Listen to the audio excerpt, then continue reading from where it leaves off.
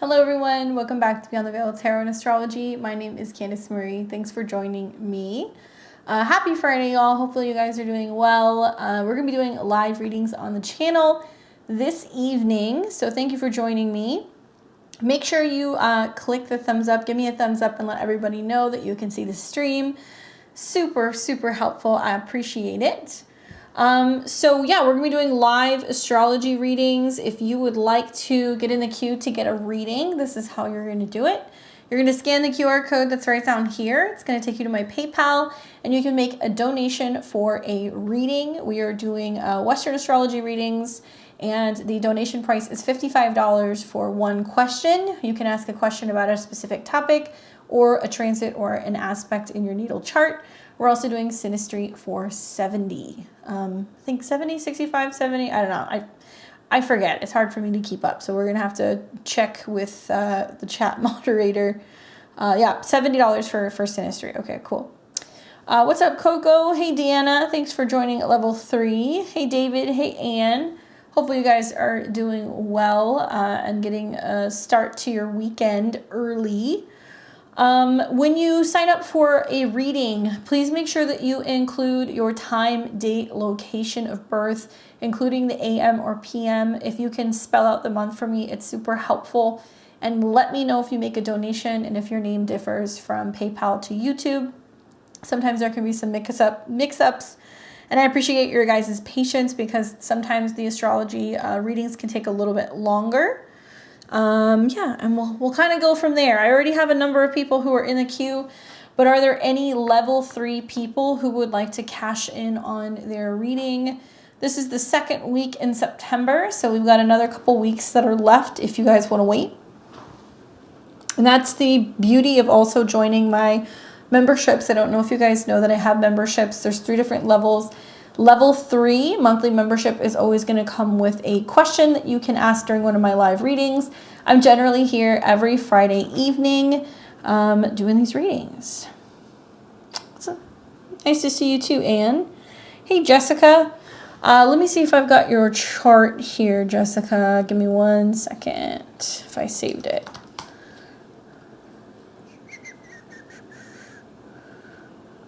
Is it the February 5th, 1990? Can you confirm for me?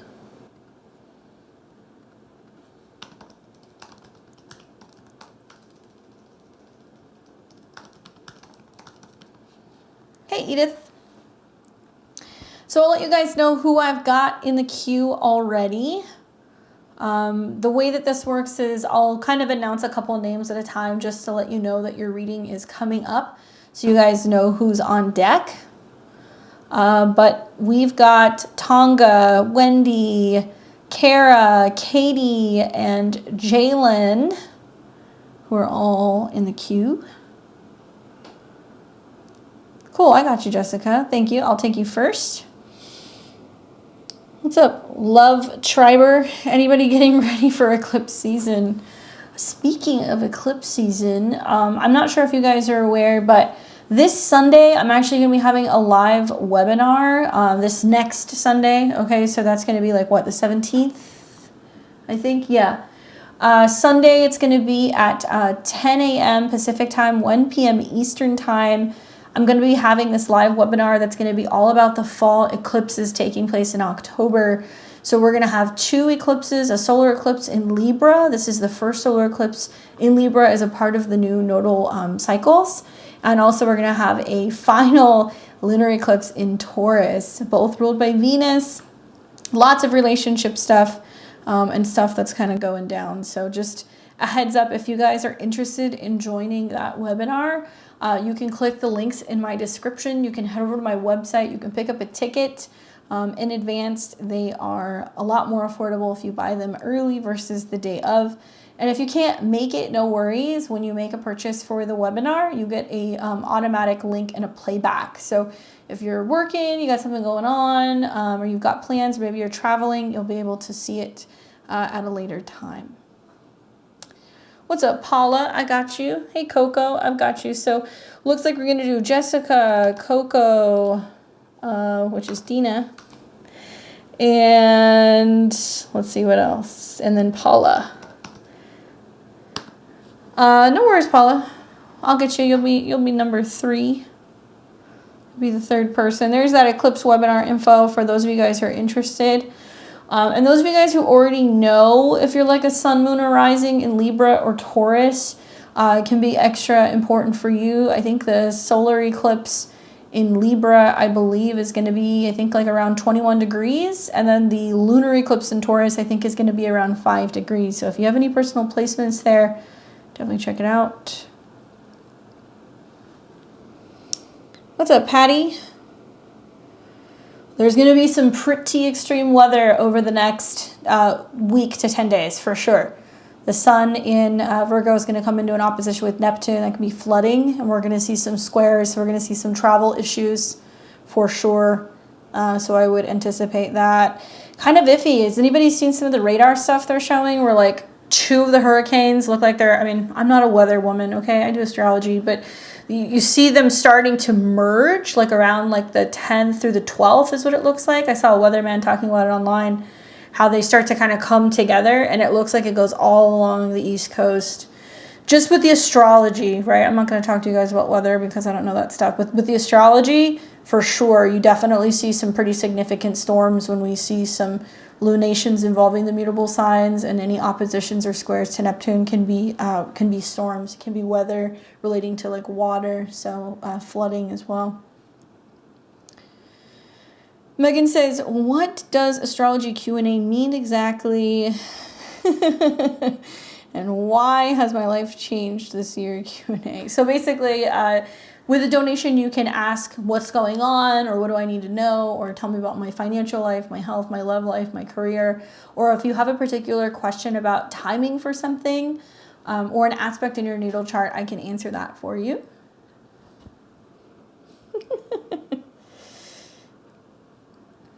All right, so let's start first with Jessica, then we're going to take Coco, aka Dina, and then we'll take Paula.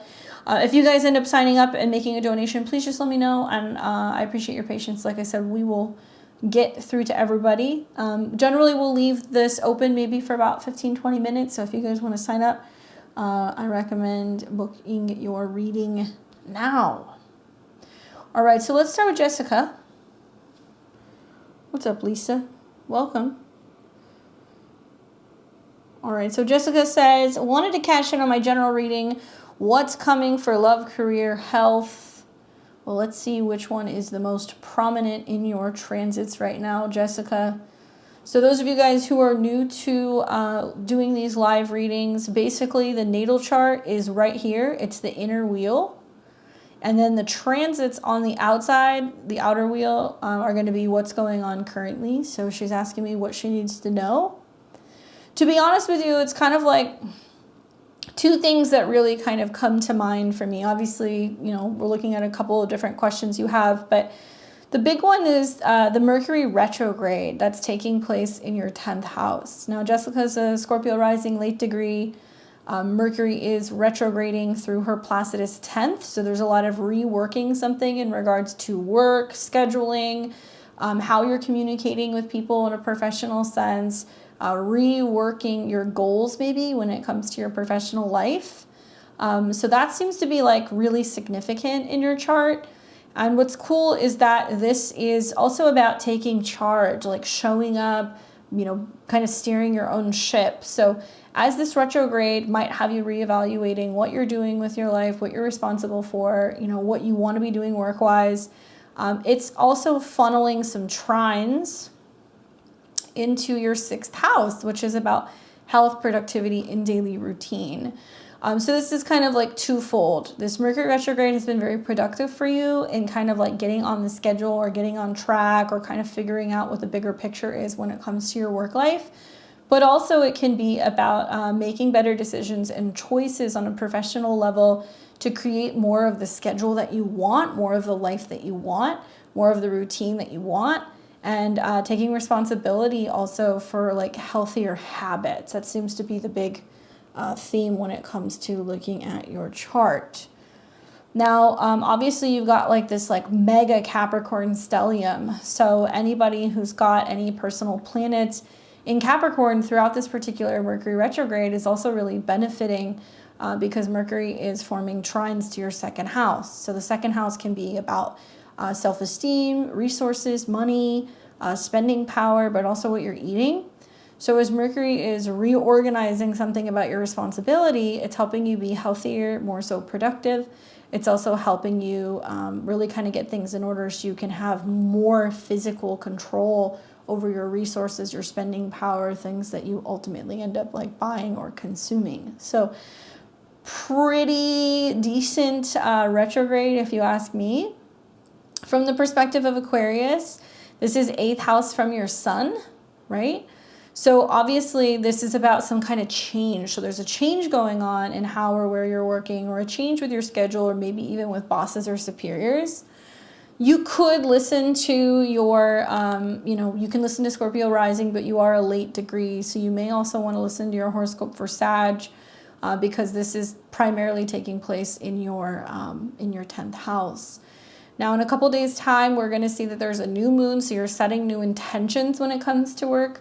That's going to trine your Saturn and your Venus. So if you're looking for a new job, or if you're looking to launch something, or you want to have more control, right, when it comes to your professional life, I would set intentions revolving around that incoming new moon in Virgo.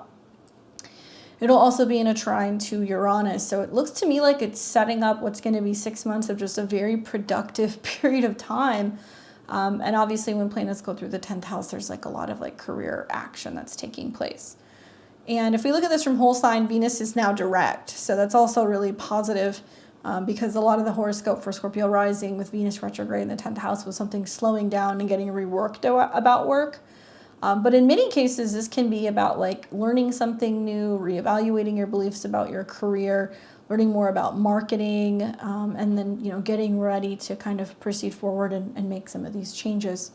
Really, productivity and staying organized seems to be the name of the game, and how you're managing your schedule and finding ways to better balance that so you're staying in excellent health throughout the process.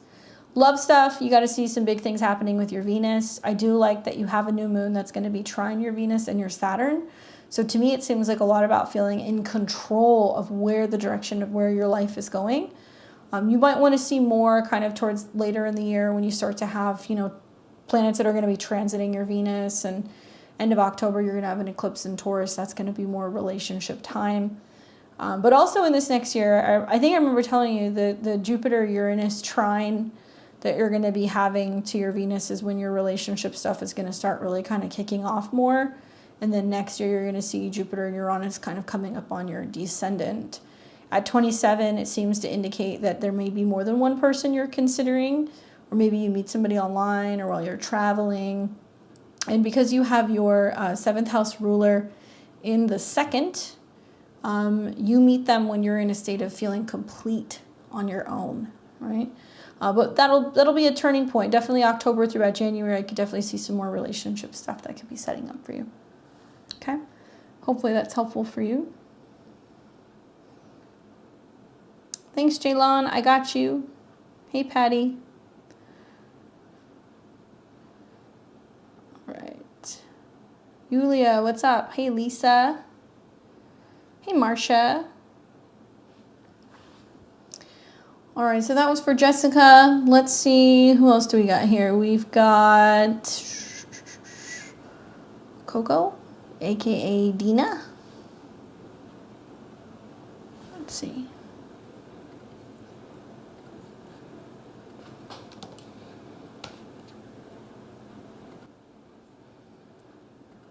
I'm gonna make sure I've got the right chart here.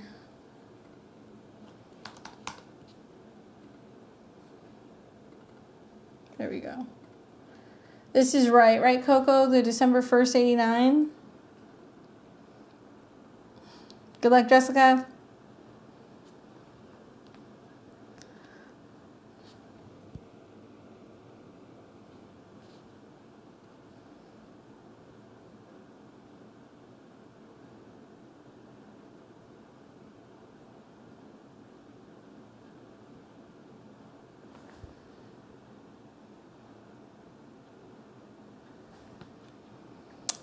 Let's see. Is this the right one for you? Oh, that's Kara. Okay. We'll take you, and then we'll take Wendy. I think this should be correct. Maybe? Maybe not.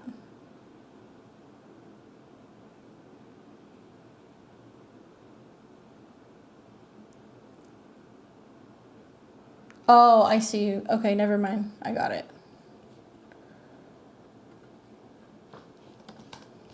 I see it. I see it.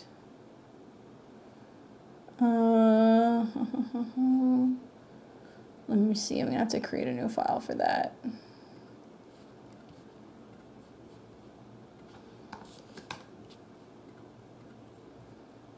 There we go. Okay, for Kara. I was like, there's 3 different names here. For Kara, I've been dating this girl for 6 months. We made things official and it was going very well. The last few days, she iced me out yesterday and sent me a text telling me she needed space. So we aren't broken up, but also put me in limbo where I'm not really getting what I want and I don't get what's going on. She's going through a transitional phase in her life and I know that she's been overwhelmed. What can I anticipate from this relationship in the coming weeks? There we go. Thank you. I got it. All right, so let's put the other person here, 2/7/1990.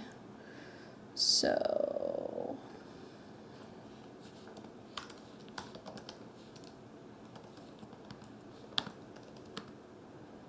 at 10:30 p.m. Lakeland, Florida. Okay. So this is Synastry. So we've got Kara on the inside, Libra rising, Sun in Taurus, and Moon in Sag. And then we have got the other person here, February 7th, 1990, 10:30 p.m. Okay, so wondering kind of like what's going on in terms of this dynamic. A couple things. First things first, being a Libra rising, you know that Venus has been kind of, doing her thing, going back and forth, right? And it's been going back and forth through Leo, which is intercepted in your 10th house, which means unexpected changes in regards to your status or potentially even with, people out in the world, work-wise, what have you. You also are in the midst of seeing eclipses taking place in your 7th house, which is bringing people in or out of your life. The North Node going through here is definitely bringing in like fated relationships. I can see that she's going through some real significant changes, probably either with home, family, or some things that are very overwhelming emotionally. Because she's got that moon in Cancer and Pluto is in opposition to her moon. So it does represent like overcoming like movement, overcoming issues with family, that kind of stuff. And a lot of her placements, Mercury, Venus, Saturn, they square your Venus. So think of Saturn as like not necessarily a no-go, but it's like a speed bump or a stop sign. And that square to your natal Venus means that there can be delays or challenges in terms of like relating in relationships, or she could take a little bit more time, right? Now, Mars is what rules your 7th house. Mars is currently moving through Libra, and technically Mars is sitting in your 12th house, and it's going to come into conjunction with your South Node pretty soon. So it can be like this feeling of a partner kind of keeping you in the dark or getting kind of squirrely. And not being very forthcoming or like clear about what their needs are.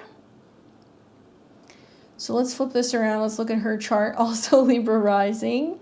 And if we look at what's going on with her 4th house, it does look like a lot of the aspects that are being made right now with Mars is trining her 4th house. So what's going on? Is it family drama? Is it home drama? Is she moving? Has there been anything like that that's kind of come up? I really like your planets on her descendant. Your Venus, Jupiter in her 7th house. That's great for Synastry. There's also trines that you have to her planets, your planets in the 3rd. So it's great for traveling, communication. I definitely get the impression, though, that there is a sense of there obviously being some, overwhelming things going on with home and family and relatives. Pluto is retrograding and it's opposing. So is she feeling like she's got to make a big change in her home life, or is there a big change going on with her family? Was there like loss or something that's happened here recently? Let's see. Thanks, Megan. I got you. What's up, Ben? Cancer moon in full swing. You know, this is not bad synastry between the two of you. I think that, you know, anytime you're dealing with somebody's sun in your 8th house, so that's your sun in her 8th house, it's a really strong, emotional, karmic, sexual, you know, connection. And that trine to all the planets in the 4th house is about understanding her private life and her living situation and her home. Mostly home, living situation, school, working 12-hour days. Yeah. So, you know, one thing I would say to take into consideration that I would really look at is the fact that both of you guys are Libra risings, and both of you guys are obviously getting ready to have, let me pull your chart up here. Venus is coming into a square with Uranus pretty soon. Okay. So that's definitely going to rock a Venus-based chart. So somewhere around September 28th, while Venus is going through pretty much both of your guys' 10th house, square Uranus, some may look at this and go, well, it's where you like learn to evolve out of like being just friends or being kind of casual. And like there is like this pressure that's building that's like, okay, are you going to actually go to the next level and open up and talk to somebody when you're getting overwhelmed or you're getting scared, or is it going to break and kind of shake loose? And then another time that I would watch is going to be when Mars conjuncts the South Node with an opposition from the moon. So this would be the 29th and the 30th, because to me, this definitely seems like there can be a sense of some releasing and letting go and somebody else needing more independence or needing some freedom. And then finally, Venus will come into an opposition with Saturn, which is also going to be challenging for a Libra rising chart. And that is going to represent something around the 9th or 10th of October, where you are having to go, okay, I'm going to let something rest, because if it's not giving me what I need, then, I'm going to have to kind of acknowledge that. So in a way, it's almost a process that it's leading you to October, and you have to decide whether or not you're going to let something be. I don't really feel like that's the end of this, though. I think that I would pay attention to what this other person is telling you they need around the full moon that's going to be happening around the end of September. And if this were me with this opposition, I would really take note of whatever happens around the end of September, because a full moon being a Libra rising in your 7th house can be like, okay, is something naturally kind of coming to some kind of conclusion or some kind of end. Doesn't mean it's done. It just means that there's something that needs to be kind of dealt with. And when we look at her astrology, just generally speaking, she's got her natal Venus, which rules her chart, retrograde, conjunct Saturn. So this means that there's a lot of like having to combat and deal with the past, dealing with family issues, dealing with issues revolving around the living situation, dealing with issues revolving around home and roots and family. So until she's got a really strong Mars transit, which she's kind of in this year, there's a sextile to her natal Mars, then relationship stuff is going to grow. And I feel like with the squares from the 7th house Chiron transit, which is bringing up wounding in relationships and issues in regards to finding independence from relationships, it's all getting caught up with stuff in the 4th house. To me, this seems like either the past needs to be let go, or she needs to deal with a home or a living situation before relationships can really expand. Chiron on the descendant, because it's on an angle, is rough.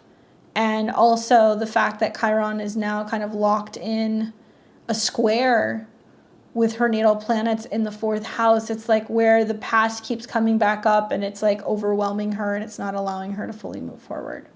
right? And then just for the heck of it, here we go. If we look at this in a composite sense, obviously together, you guys are a Libra rising, moon in Libra. You guys have a full moon composite chart, and it's ruled by Venus. And if you look at this, full moon in Libra, square Saturn and Neptune. So the issues can actually come from the fact that, you know, communication, miscommunication, misunderstanding, you know, not communicating clearly and telling the other person what you're thinking or how you're feeling. And you guys have a composite Venus in Pisces, which is very nice. And you're going to see Saturn come into conjunction with that in the new year. I wonder what happened in April. I mean, obviously you said you've been dating 6 months. So I think about like the solar eclipse that was in Aries. And then you guys started dating, right? About 6 months ago. So you're getting ready to have that full moon. So definitely like the next 2 full moons, the Aries full moon and the Taurus full moon, are pretty significant in this chart. And we're going to see Venus that's going to go through a bit of an obstacle course because she's, you know, she's going to come into a square with Uranus. She's going to oppose Saturn. She's going to conjunct the South Node. And I guess really what it comes down to is she ready to kind of organize and set things up in her life so she's ready to move forward into the future and not getting stuck in the past, right? That's really the question there.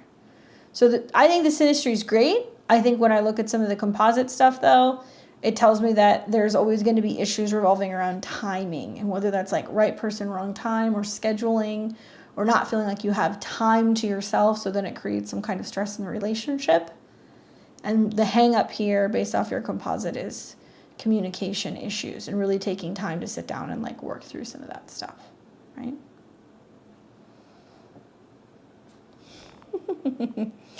No worries. No worries. Hopefully that's helpful. Look at those next couple full moons to see which way this is going to kind of fall.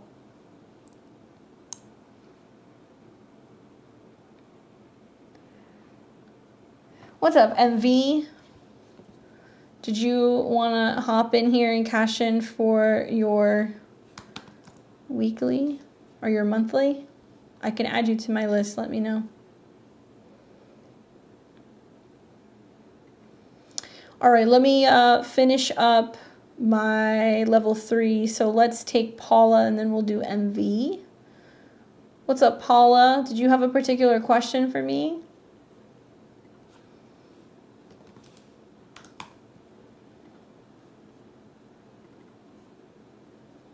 Let's see.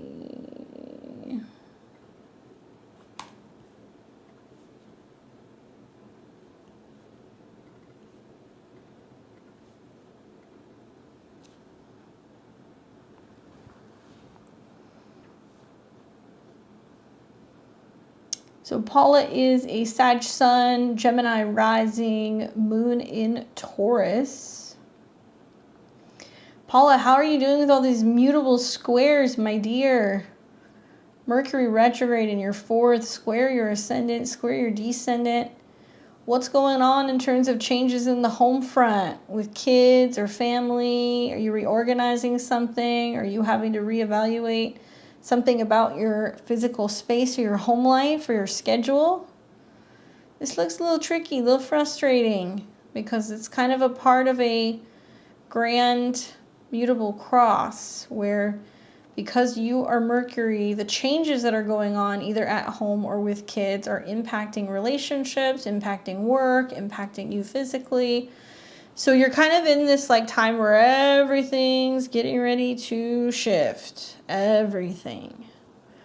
I would, personally, being that you have some of these placements in Capricorn and Taurus, the way out of some of the mutable confusion is working with the trines. And so this is why I was saying I really like the Mercury retrograde. We've got Mercury that's been in a trine several times to Jupiter. So it's about good news, belief, philosophy. And in this case, the retrograde is not just trining Jupiter, but it's also trining your moon and Saturn. So it's a lot of like, what do I need to clean out of the closet? What needs to be kind of, organized in an attic space? What do I no longer feel like is serving me? How can I make time in my home or make space in my home for more rest, recuperation, kind of feeling like you can unwind a little bit in private? Quite literally, a retrograde that takes place in your whole sign fourth can be about reorganizing your kitchen and things that are missing that can be found, or if you're feeling like, things are disorganized and it's driving you kind of crazy, you can be doing that. Technically, it's in your Placidus fifth, so it's more like reevaluating, does this make me happy? Am I finding time for fun? Maybe there's something changing in regards to the direction in your love life, or some kind of change that's going on also with your children. In particular, their schedule. So I'm wondering, are they going back to school? Are you getting them ready? Are there changes going on with their extracurriculars? And you're kind of like thrown into the mix, being like, what do you mean you need X, Y, and Z done by tomorrow? So the key here is to, I think, tap into Jupiter, Uranus in your 12th, listening to your intuition, rest, recuperation, having time alone where you can focus on your own creative endeavors and your hobbies. And then when Mercury stations at 8 degrees, it's going to be in a trine to your Mercury. So it means like maybe you're reevaluating your home and your living situation. It can also be about finances, because it's trining Mercury in your 8th house of other people's money. So has there been some kind of change where there's been more home expenses? Are you trying to kind of budget and, talk to a partner about how to navigate some of this stuff? Are you having family coming to visit you or returning back home in some capacity? That can be happening here as well.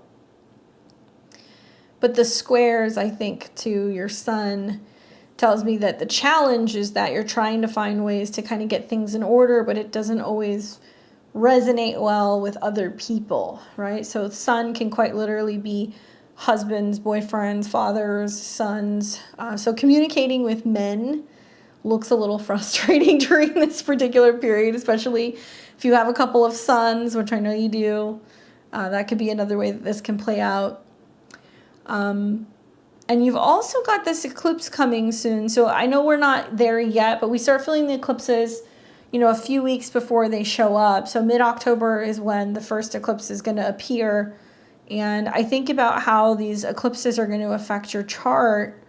We're going to have one that is going to be right here. And that's going to be in your 6th house in Libra. So it can be about changes with work, changes with health. And then you're going to have a second eclipse. This will be October 28th. And this is going to be very close to your natal moon with Jupiter. So I kind of think of like a solar eclipse in the 6th house is what's changing with work, health, and habits. And like, what am I clearing out, or what work changes are happening, or schedule changes are happening, or what habits have to go. And then a full moon in the 12th is about rest and recuperation. So in my mind, there is definitely need to really pay attention to your health and habits right now in preparation for some of these eclipses that are going to be rolling through. Definitely the Libra eclipse is a lot easier for you, because that's going to at least, make aspects and kind of trine your ascendant.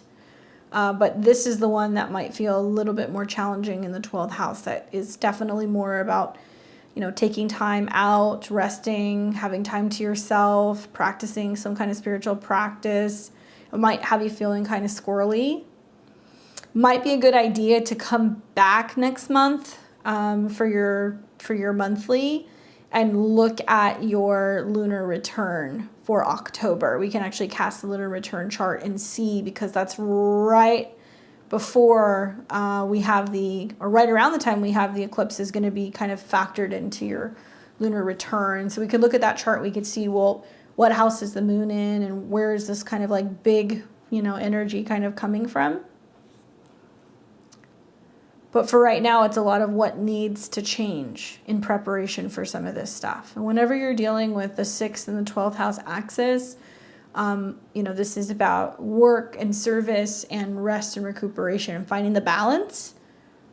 And these are in financial houses, so it's a lot of the money that is made and whether or not you feel like it's worth what you're actually doing, or if there's a need to kind of reevaluate something about your work habits. And then the financial implication for that, right? Hopefully that's helpful for you, Paula. Sending you lots of good vibes. Definitely let me know. It's gonna be an interesting lunar return. Circle back next month. All right, so we've got we've got MV who popped in here. Let me see if I have you here. I don't think so, but I can add you.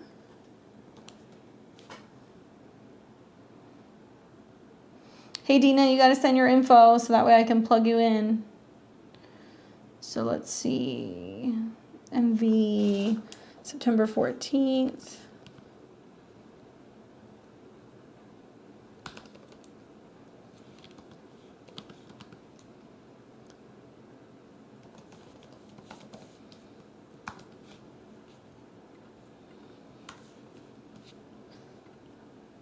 All right, so we've got MV here, September 14th, 1989 in Arkansas. All right. So looks like your question is, I believe my destiny is to help people. Is it really so? Which areas should I choose? Ooh, good question. I like that. So MV's a Cancer rising and a sun in Virgo and a moon in Pisces.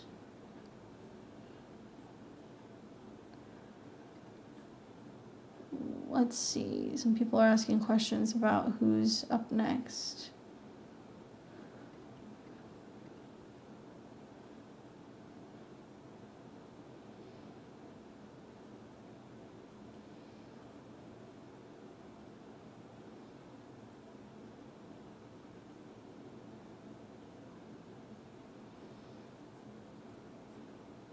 Thanks, Dina. I will take you next. Don't worry. Okay, so we've got MV asking questions about helping people, if that's their destiny, and under what type of assistance might they give. Well, for starters, you're a Cancer rising. Okay, that's your rising sign. And the archetype of Cancer is the nurturer, the mother, the caretaker, the homemaker, the healer, and in some ways for sure. And the ruler of your chart is the moon. Okay, and so you've got the moon in Pisces, which can be about spiritual, psychic, intuitive work. And it's at a 5, which is also a combination of that and creativity. And the moon is in the 8th house, which is kind of about emotional shocks and transformations and emotional regeneration. It can also talk about sometimes some difficult relationship issues that you might have with female relatives.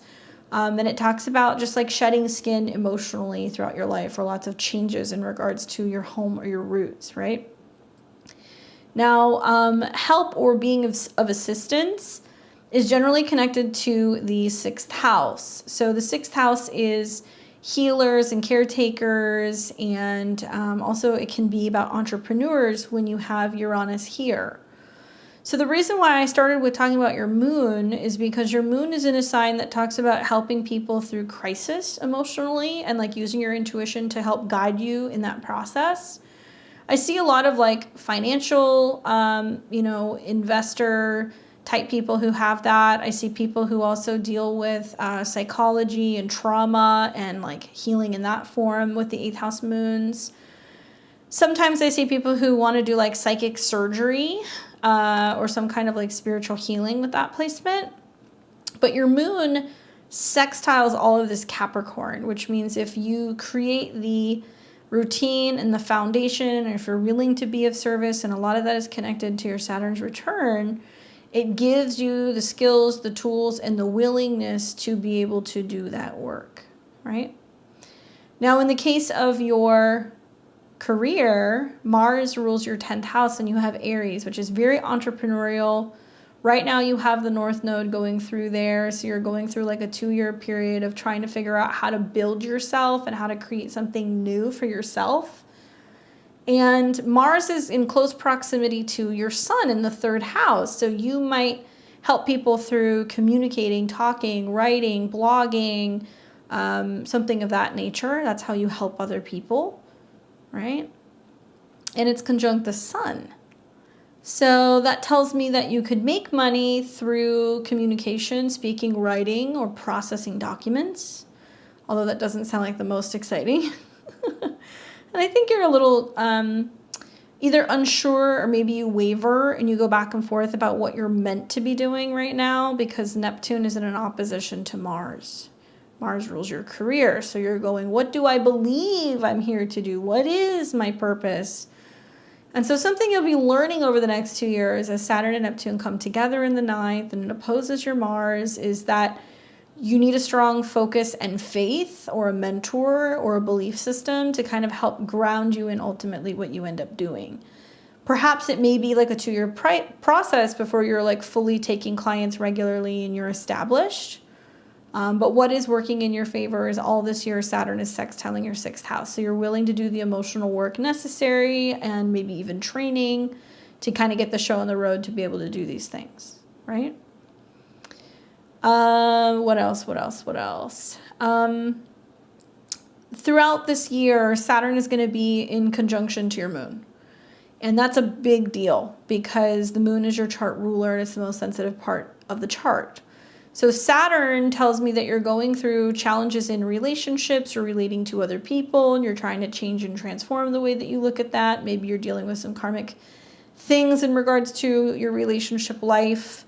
When the new year comes and Saturn leaves the conjunction to your moon, I think it's going to be a little easier for you to be able to maybe have a understanding or a belief system when it comes to what you're doing work-wise. And then for the next 2 years, Saturn's going to oppose your Sun and your Mars, more so in 2025. So more or less, this is like a 2-year process that you're going through. But I definitely think that with the eclipses you're having in Aries and in your 10th house, you're ready to initiate and start something new. Being of service is also Jupiter, because Jupiter rules your 6th house and you've got Jupiter in opposition to Saturn. So once again, that's mirroring, do you need some training? Do you kind of do some continuing education? Do you do some work in the spiritual realm? Do you do some work in the nonprofit field? Do you work with people who are in need of housing or need of care? Because you have an exalted Jupiter in the 12th.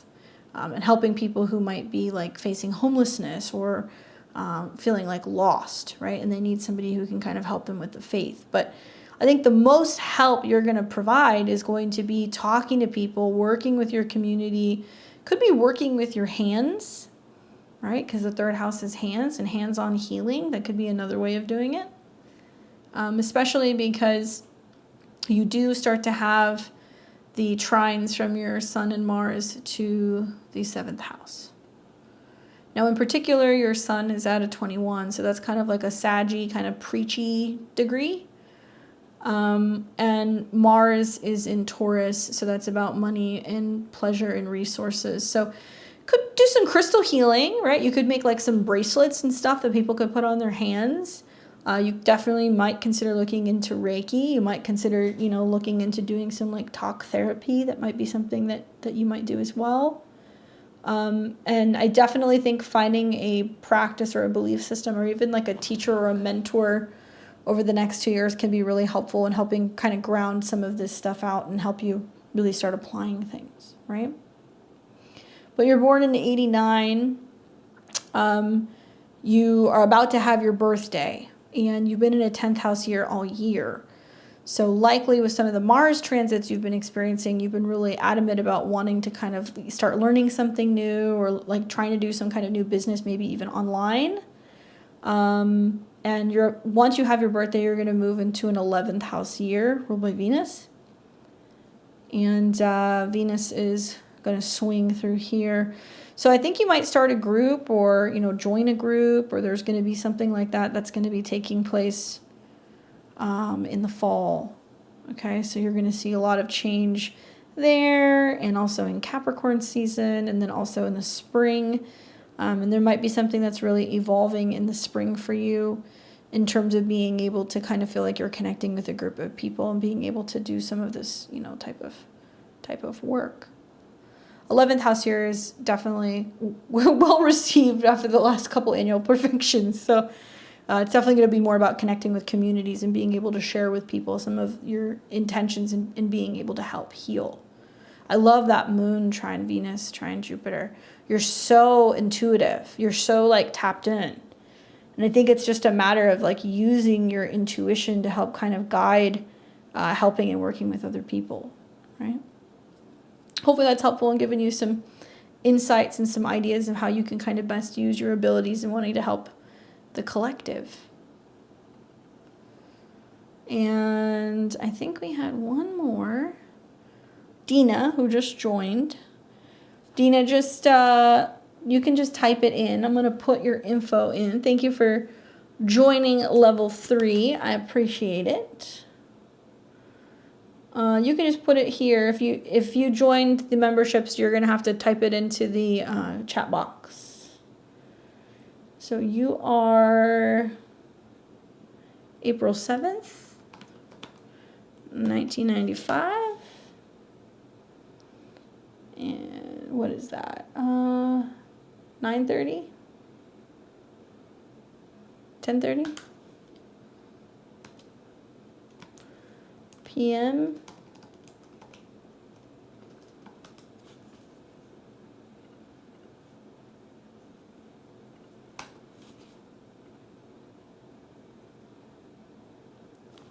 While I'm waiting for Dina's question, I will just answer a couple things. Readings are now closed. I will let you know who I do have.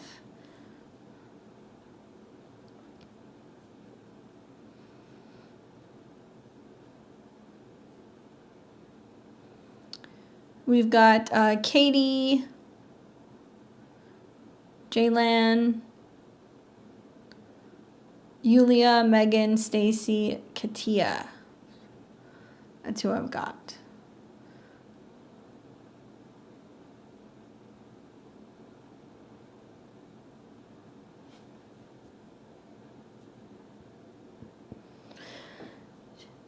Deanna says, I'm currently looking for a new job and heavily rethinking my career path. So any career guidance? Let's take a look. What's up, Sonia? I just saw you pop in here. Thanks, Alyssa. All right, so Dina's asking questions about changes in her career path. She is a Saggy rising. She's got sun in Aries, and her moon is in Cancer. Ooh, there's another 8th house moon. All right, so not surprised. This is good. I'd like to do something creative and work independently, but I'm hoping to get my permanent residence in Europe this year for that. Okay. So currently you have got Mercury that's turned retrograde in your 10th house of career. So this is a prime example of reworking, rethinking something about the direction of where you're going with your work. What I like is that Jupiter is receiving a trine, and Jupiter is your chart ruler. So really the key here is to looking at it like everything in a matter of time. Okay, there needs to be some kind of scheduling and planning. So if you're telling me that you're trying to make it possible to get your residency in Europe and stuff, part of the Mercury trine Jupiter is kind of strategy and knowing when to do which things when. So if you know that you need to get a job to kind of cement residency, I'm not going to say you will do that, but I could see possibly you going, well, I'm willing to make some sacrifices to get to where I need to go and then start making some bigger changes in regards to your career. Virgo is your midheaven, so it's definitely, writing, health, something analytical, something that's mercurial that you're going to be good at. And that's ruled by Mercury, and you've got Mercury conjunct your sun in Aries on your 5th house cusp. So yeah, I could see that you're like, oh, I want to do something creative, 5th house, and I want to find ways to be able to communicate and connect with people, Mercury, in order to do that. here's some food for thought, okay? And I'm saying this not just because like you're young, but I'm saying this because you have the North Node that's swinging into Aries, and it's going to come into conjunction with your Sun and your Mercury in the new year. You're only going to get this one time at this age. You will not get this transit again for another 18 and a half years. So this is the one that really counts. You have an exalted Sun in Aries. That's like bragging rights. It means that your Sun is very strong. It is also placed in your 5th house, which is very strong. So it tells me that over the next year, especially closer to the new year, I could see you in a creative profession where you can really utilize your talent and your skills and like just totally be kicking ass at it. This will be in February. But I also think this gives you the opportunity to like potentially launch your own thing. And I say that because 5th house is self-employment. Taking chances is 5th house. Aries is where you're kind of like being more entrepreneurial. Yeah, you're going to look at it because it's going to square your moon and you're going to go, well, how am I going to make any money on my own? That doesn't matter. That does not matter. I really recommend, even if you end up taking a full-time position, that you try to really think about what it is you want to build, what you want to create, and I would start something next year, at the beginning of next year. You can do it naturally when this starts coming in February, or you can wait until Mars moves into Aries, like in May, and starts coming into conjunction with your Sun just after the eclipses. And that may be another time where you're starting something up, okay? Mercury rules your career, and you're going to have the North Node conjunct Sun and Mercury. In particular, the Sun is at a Leo degree, so it's something about design, performance, fun, creativity, younger people, entertainment, and Mercury is about business. So I'm kind of wondering, like, what kind of business do you want to be in? All right, what do you want to do? Do you have a particular direction where you want to go? I mean, look at this. Your chart is awesome. The trine to Jupiter. What is it that you want to specialize in? And then next year, you're going to have your Saturn's return. So Saturn is going to come into conjunction with Saturn. You're going to be really grounded wherever you are in terms of a living situation. Saturn in Pisces could definitely be that you're trying to like live in a foreign country. But Saturn is going to be in your 4th house and it's going to conjunct Venus. So you're going to be like, I need to take a job because I need to be living somewhere, or because of my living situation, I have to, stay in one place, and one might affect the other. As weird as that sounds. Not the easiest transit. So thank God that you've got really good ones happening with the node in the process of the North Node in the 4th. She says, yeah, that really resonates. I'd love to move to another country. There's no exciting job opportunities where I am now. Do you think I should take a job abroad? Yeah, but I'm wondering, what did you go to school for? Like, what is it that you went to school for, and what are you rethinking? If this were me, I feel like you would do really, really wonderful, because Mars is the ruler of this particular conjunction, and you got Mars in the 9th. You would do really well at something that's like marketing and advertising. You would do really well in party planning, in something involving travel. You would do really well working with younger people with education. You could work with creatives and designers. You could do some kind of like maybe like PR work for people who are involved in like sports. Just a couple things that kind of come to mind. You have Saturn conjunct Venus in the 4th, and you have an exalted Venus. And Saturn and Venus, when they're in conjunction, is hard, but that to me screams like, do you have any interest in doing some kind of work revolving around interior design and home or property related things? Chinese language, but I don't want to be in linguistics. Well, that's very Virgo midheaven. To be honest with you, it's like there's a lot you could do with this chart. A lot of it's going to be, where it is that you decide to kind of like reside. I would definitely try to consider going somewhere else. I think that would be good for your Saturn return. But I know that the square with Saturn square Jupiter means that you're going to have to make a sacrifice. And that means that if you want to live somewhere, you may end up taking a job so you can stay there. But still, something new is going to emerge in the new year. And usually when I see like Saturn coming into conjunction with Venus, there can be really significant karmic relationships and things going on with home and family that you need to be mindful of. It's very common when Saturn goes retrograde in the 4th that you will end up going back home for some reason to visit family or to be with others. And then you're going to have eclipses on your Sun and your Mercury. Now that's really significant because it tells me, because Mercury rules your 7th, sure, you can have a business where you have clients, but you're probably going to meet somebody very significant that you're going to fall in love with. And those eclipses that are going to be on your Sun with the North Node, it could be the birth of a creative project, the birth of a relationship, but be very careful with eclipses on your Sun, trine Jupiter. Those are transits I see when people get pregnant, especially with Saturn conjunct Venus in the 4th, trine the Moon. Hopefully that's helpful for you, giving you some food for thought. What's up, Enchanted? How are you doing? Can't focus on things, too many hobbies. My mom wants me to move back and stay with her. She's going to be very adamant about that. You will see. I would seriously look into something about interior design. I think that you could do very well with that. All right, so we have got Wendy, right? Wendy, thank you for being patient, Wendy. Wendy says, hey girl, let's pull up your chart.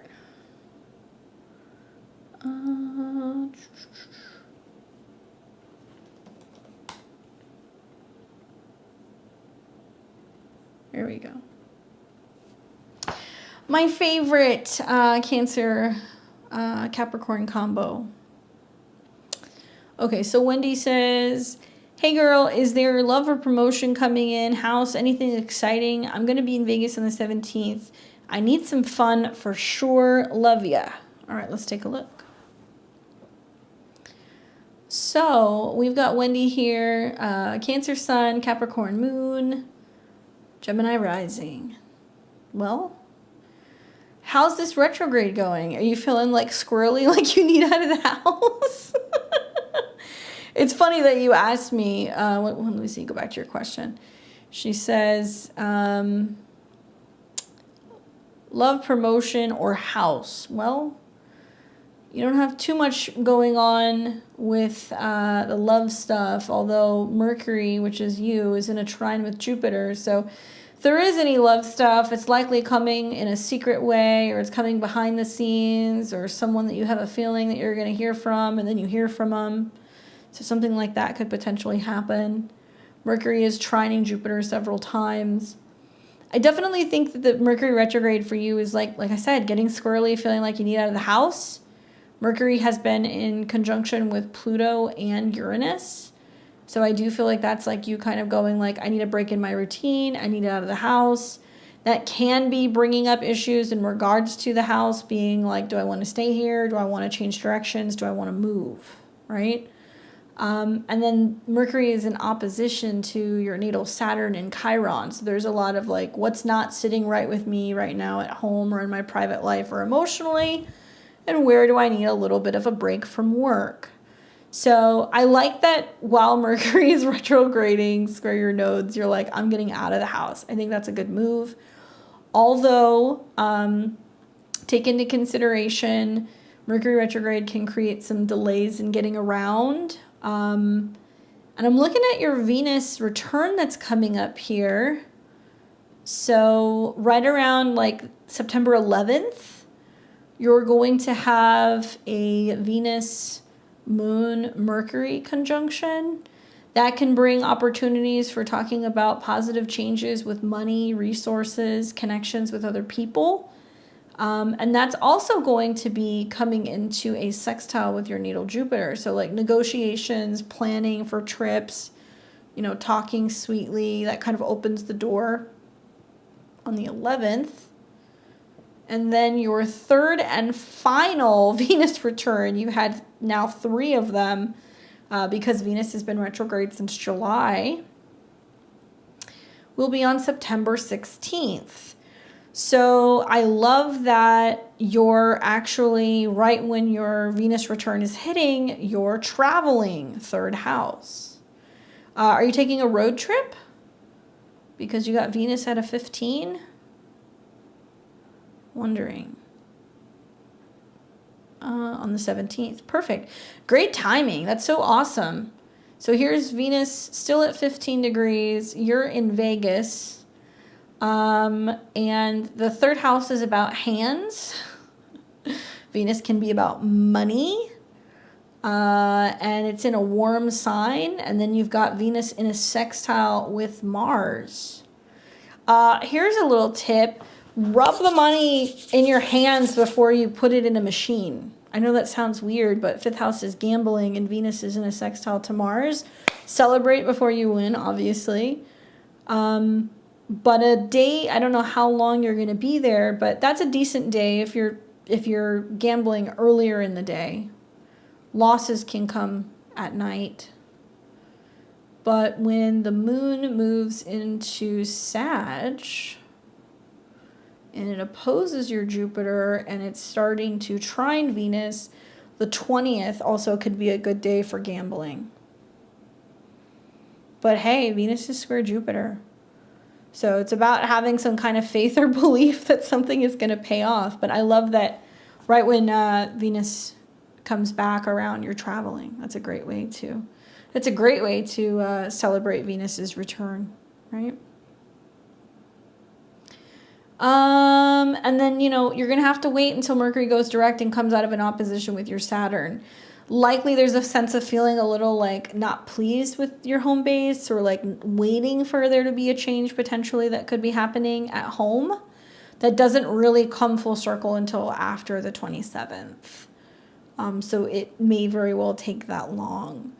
But when Venus then goes into your fourth house, it's going to oppose Saturn. So I don't really recommend making too many home changes right now. I would hold tight until after these Venus-Saturn oppositions. But maybe when Venus is sextiling your Sun and trine Uranus, which will be the latter part of October, the beginning of November, that's a better time to consider making a change with your home situation, okay? Good luck with Vegas. Have fun. It's my old stomping grounds. I lived there for like 2 years and just moved at the end of December, so I definitely miss my slot machines. I have the North Node in my fifth house, so I like to gamble. All right, so let's see. We've got Katie.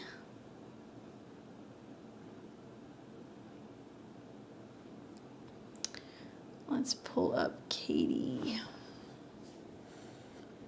Let's see.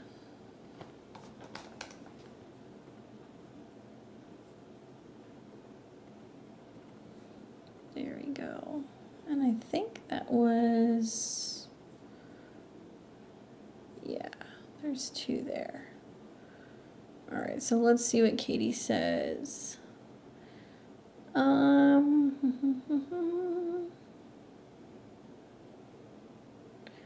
There we go. So this is November 1st, 78.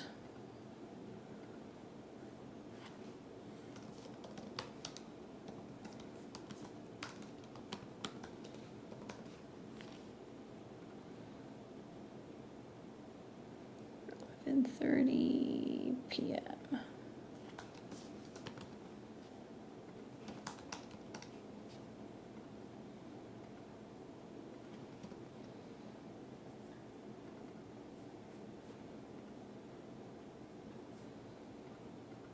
All right, I think you got this correctly. What's up, Katie? How's it going? November 1st, 78, 8:02 p.m. And it looks like your partner is from, oops, I take that back, 11:30 p.m. There we go. Morocco. All right, cool. So Katie says, here's my partner's info. We've been married since September of 99. She says, what does this overlay tell you? I'm curious if you think we'll stick this out till the end. Haha. He's all up in my 8th house. Is the reason I feel like I'm a Scorpio. I resonate with Scorpio energy a lot. We have upcoming travel coming mid-October. Thanks. Well, I appreciate it. Okay, so Katie is a natal Pisces rising, and she's got her sun in Capricorn, and her moon is also in Pisces. So what we're actually looking at right now is her synastry that she has with her partner. She's the inner wheel, partner is the outer wheel. So let's just talk about looking at their planets and their chart overlaid with yours. Obviously, my eyes get big looking at this Scorpio stellium. That is not for the faint of heart. So this individual has Sun in Scorpio, Uranus in Scorpio, Venus retrograde, Moon, Mercury, and Mars. So the truth is like somebody who has this much Scorpio in their chart is super Plutonian. I think about, the last 2 years where the South Node was going through Scorpio and the North Node was going through Taurus. A lot of Scorpio and Scorpio risings were having to learn how to partner and find stability in relationships and put partners first. And they've had the South Node swing through all of these particular planets. So now that you've made it through that time period, it's a little bit easier. And yes, I know that you're a Pisces rising, but you could listen to, obviously, Aries as your, horoscope as well, because you're the late degrees. And I think about how the North Node is now moving through your first house, and the South Node is now moving through your 7th house. So you're going to see with this transit over the next year and a half and the eclipses that there's like a clearing that goes on in regards to relationship hangups or, just relationship stuff in general. Doesn't mean relationships have to end, but you will see like an eclipse in mid-October that's going to be conjunct Uranus, which is definitely going to bring up some stuff in a relationship. It'll be a solar eclipse, and then you're going to see a full moon lunar eclipse that's in Taurus, and that's going to oppose all of your partner's Scorpio stuff. So it's like there's still some changes that are going to be going on for the two of you guys this fall, where you're kind of leaning more into what do I need, what's best for me. You might see that there's like a really different kind of like lesson and dynamic for your partner. Maybe it's just me. I mean, I really like 8th house overlays. I think 8th house can be really life-changing. I think of like transformative. So if you've got somebody who's got Moon or Sun or Venus, in your 8th house, they're encouraging you to get in touch with that 8th house energy. It's all friendly with your moon and your ascendant. So there can be a lot of like the changes that you guys go through, or maybe like sudden changes, working through fears, phobias, deaths, relocations.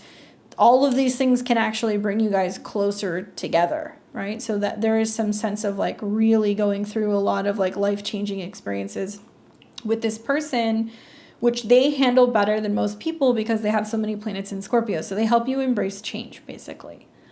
I look at their Juno and the fact that Pluto is conjunct Juno right now. And even though Juno is not a planet, it's an asteroid goddess that can indicate with that conjunction taking place this year into next year that there's a lot changing and transforming about their marital partner and their relationship.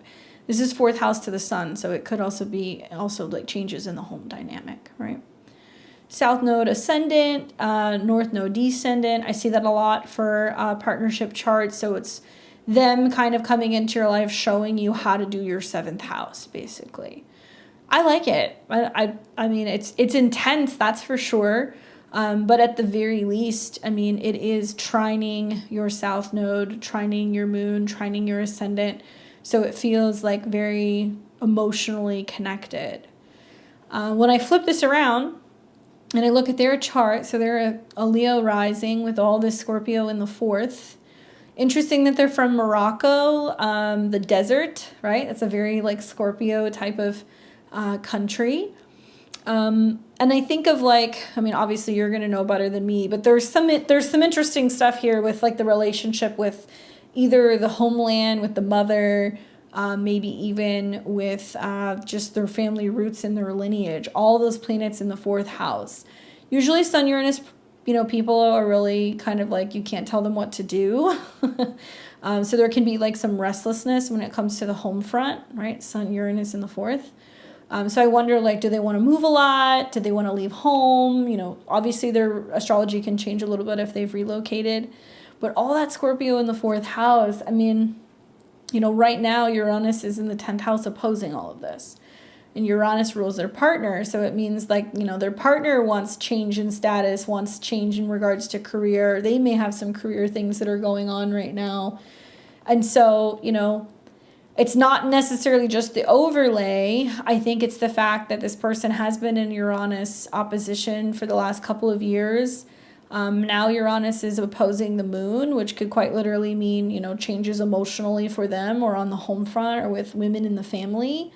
And Pluto is now getting ready to come into Aquarius, and it's going to conjunct Juno and then the 7th house. So it's less about whether or not you guys are compatible. It's more about the fact that, you know, they have a lot of fixed signs, and the Pluto ingress and the Uranus change and the Jupiter change, they're all very significant in this chart. To be honest with you, like next year when Jupiter and Uranus sit in conjunction and they make an opposition, it almost looks like there's going to be a really big change in the status.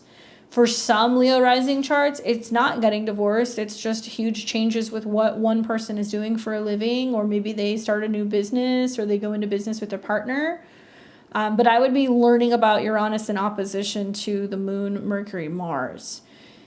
This is probably somebody who, even though they're a Scorpio, and Scorpios can have a little bit of a bite, Scorpio in the 4th house is also really intense about the home and the living situation. So there may be some like reluctance to want to change that, or some stuff going on with the family that's impacting them.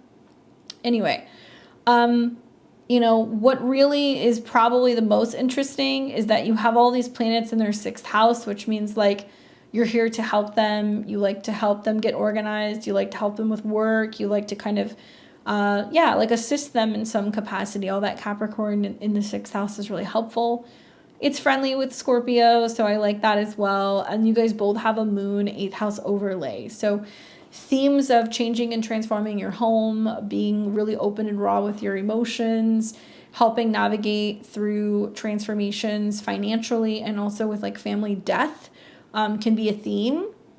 And so I wonder, with Saturn coming up on your moon in the 8th house, if it's going to materialize as you being like, you know, we need to move, or we need to make a change in our living situation, or, you know, I don't like this about this like relative, and like how you guys like work through it, right?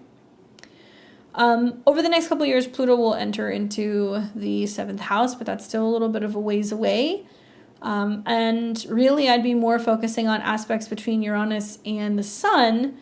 And they have Sun, Uranus conjunct in the 4th house, and Jupiter is opposing. So in this year, there could be like periods where, you know, somebody's working a lot and taking space from the other one. Somebody's traveling, taking space from the other one.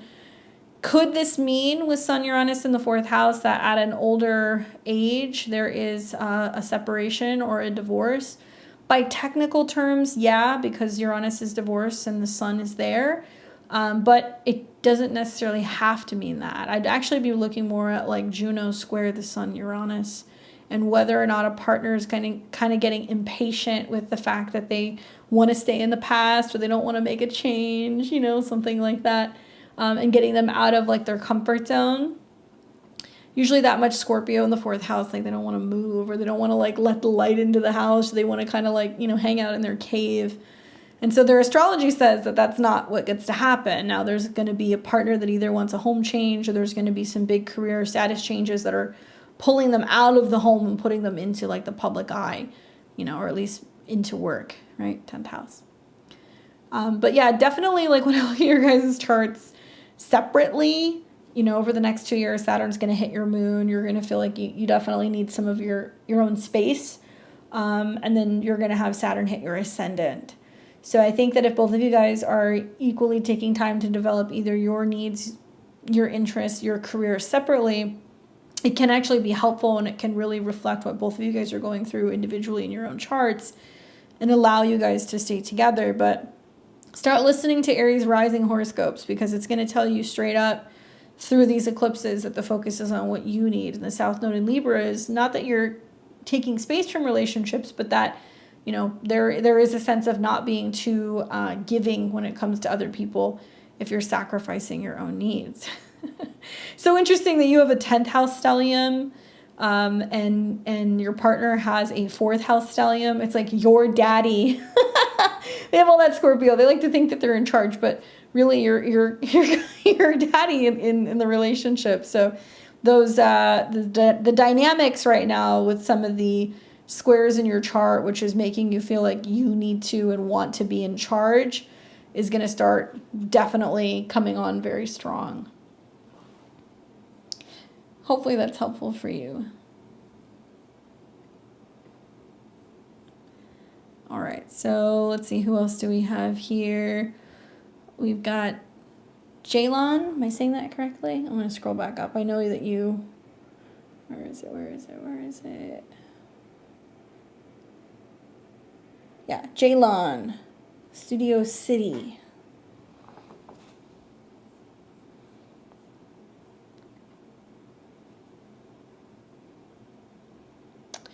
All right, so let's pull you up here.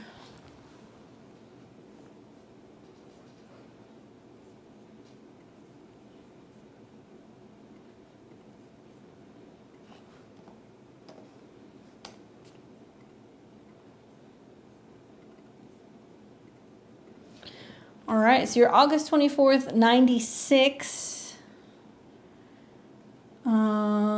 And that was at 11:51 a.m.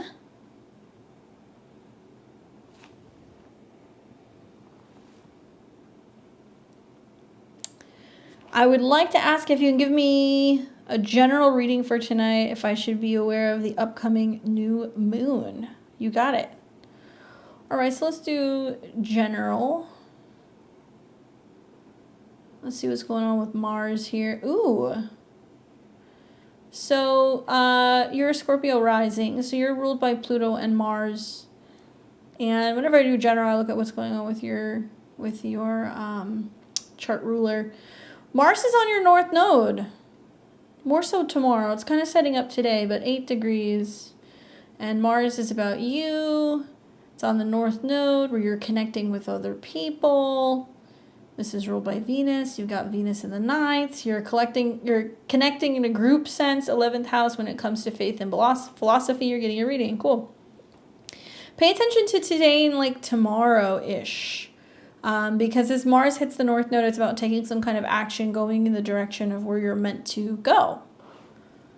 And then 2, some other food for thought here is that Pluto is your other ruling planet, pretty damn close to Uranus right now. So you're going to see in the new year, Pluto will conjunct Uranus.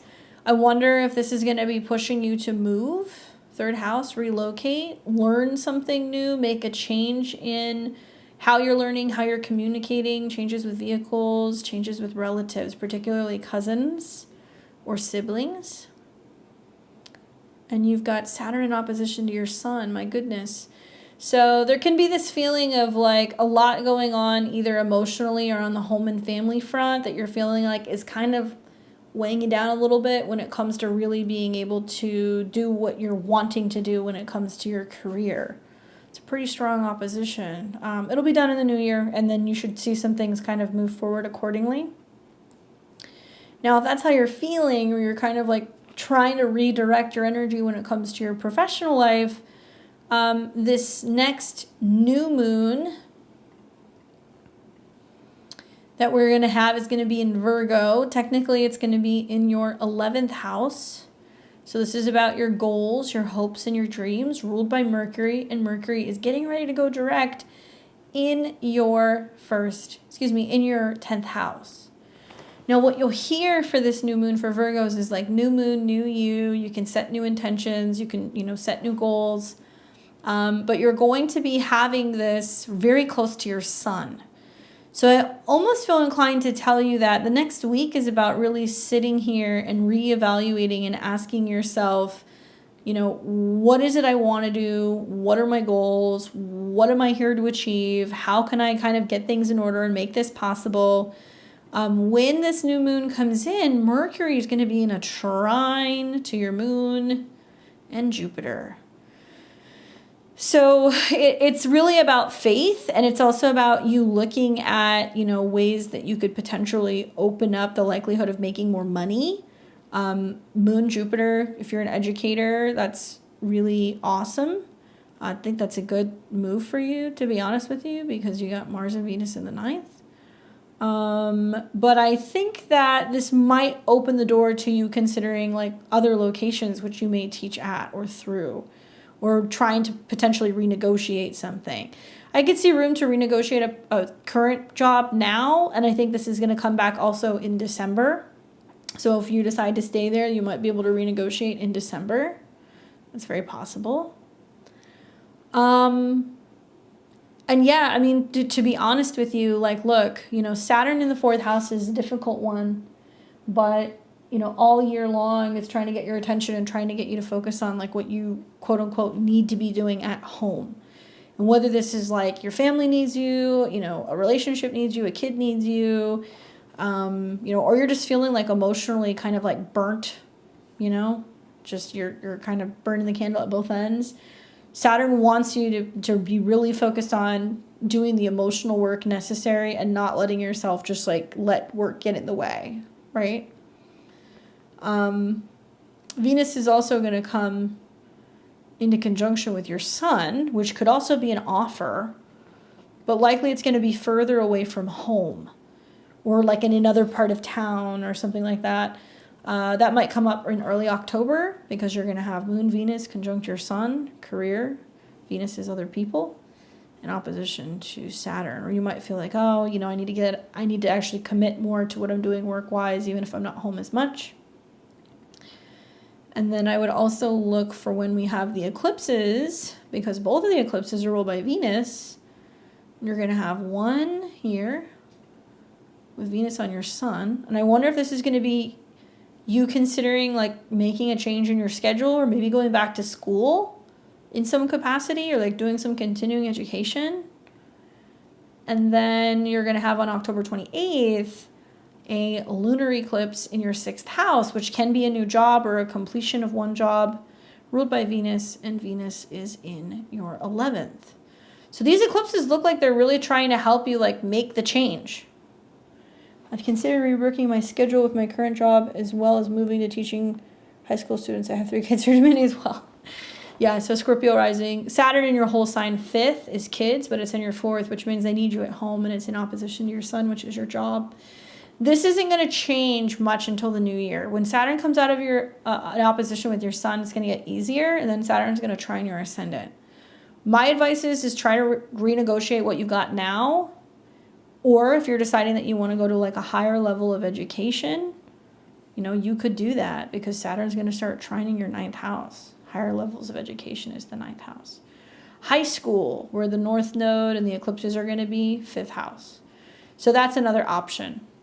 But, you might find that if you're trying to apply for some of these positions, you can do that. And I think you'll potentially make more money, right? But it's that damn Saturn in opposition to your sun. Your kids need you, right? Yeah, I would say both of these time periods can be times that you can make a change. But right around the end of October, around the 28th, you're going to have this lunar eclipse in your 6th conjunct Jupiter. So you might actually find, I've got an opportunity. This probably pays more. Let me see what's up with this. And you might be talking about it towards the end of the year. Hopefully that's helpful for you. Good luck with all of the work search. Looks like it's going to go well. Ooh, so massage therapy, huh? So, the eclipse that you're having in your 12th house tells me that you're going to consider maybe trying to go to take classes before or after your schedule. So that might be something you're considering too. Jupiter and the moon in the 2nd house is good for massage. You could definitely make money with that. Good luck. All right, I got to add a couple people. We've still got Julia, Megan, Stacy, and Katya. So let me add these charts really quick. Let's see. So give me just a second, guys.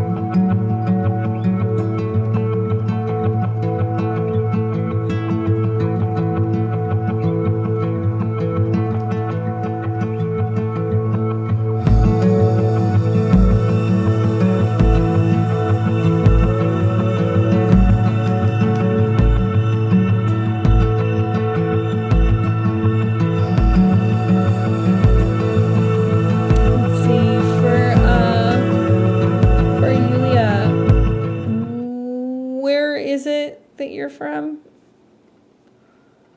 Trying to find this, but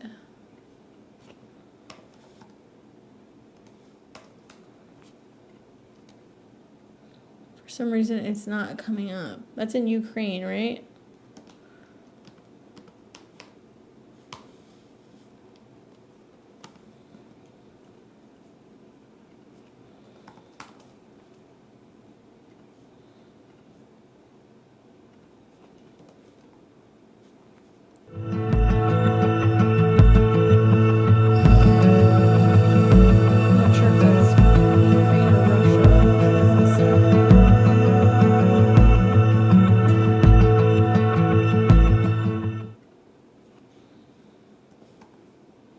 Belarus, maybe it's there. I think it is there.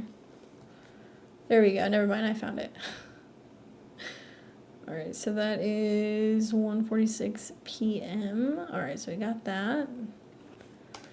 All right, so now we've got, who else? Megan?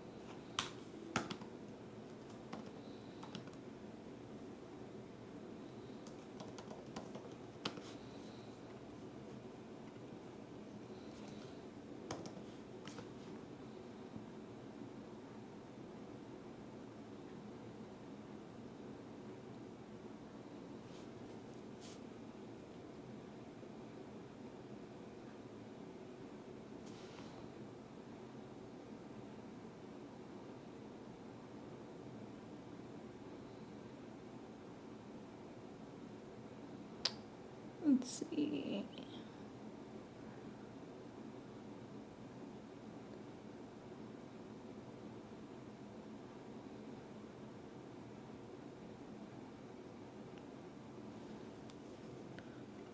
All right, so let's get on with who else we got here. So we're going to take Yulia, Megan, Stacy, Katya. Those of you guys who popped in after, we'll be back next week.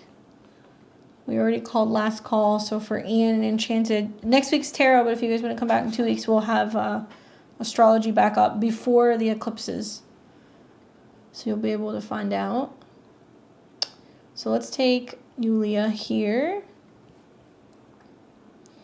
So Synastry, we're going to be taking a look at Vic, November 30th, 1985.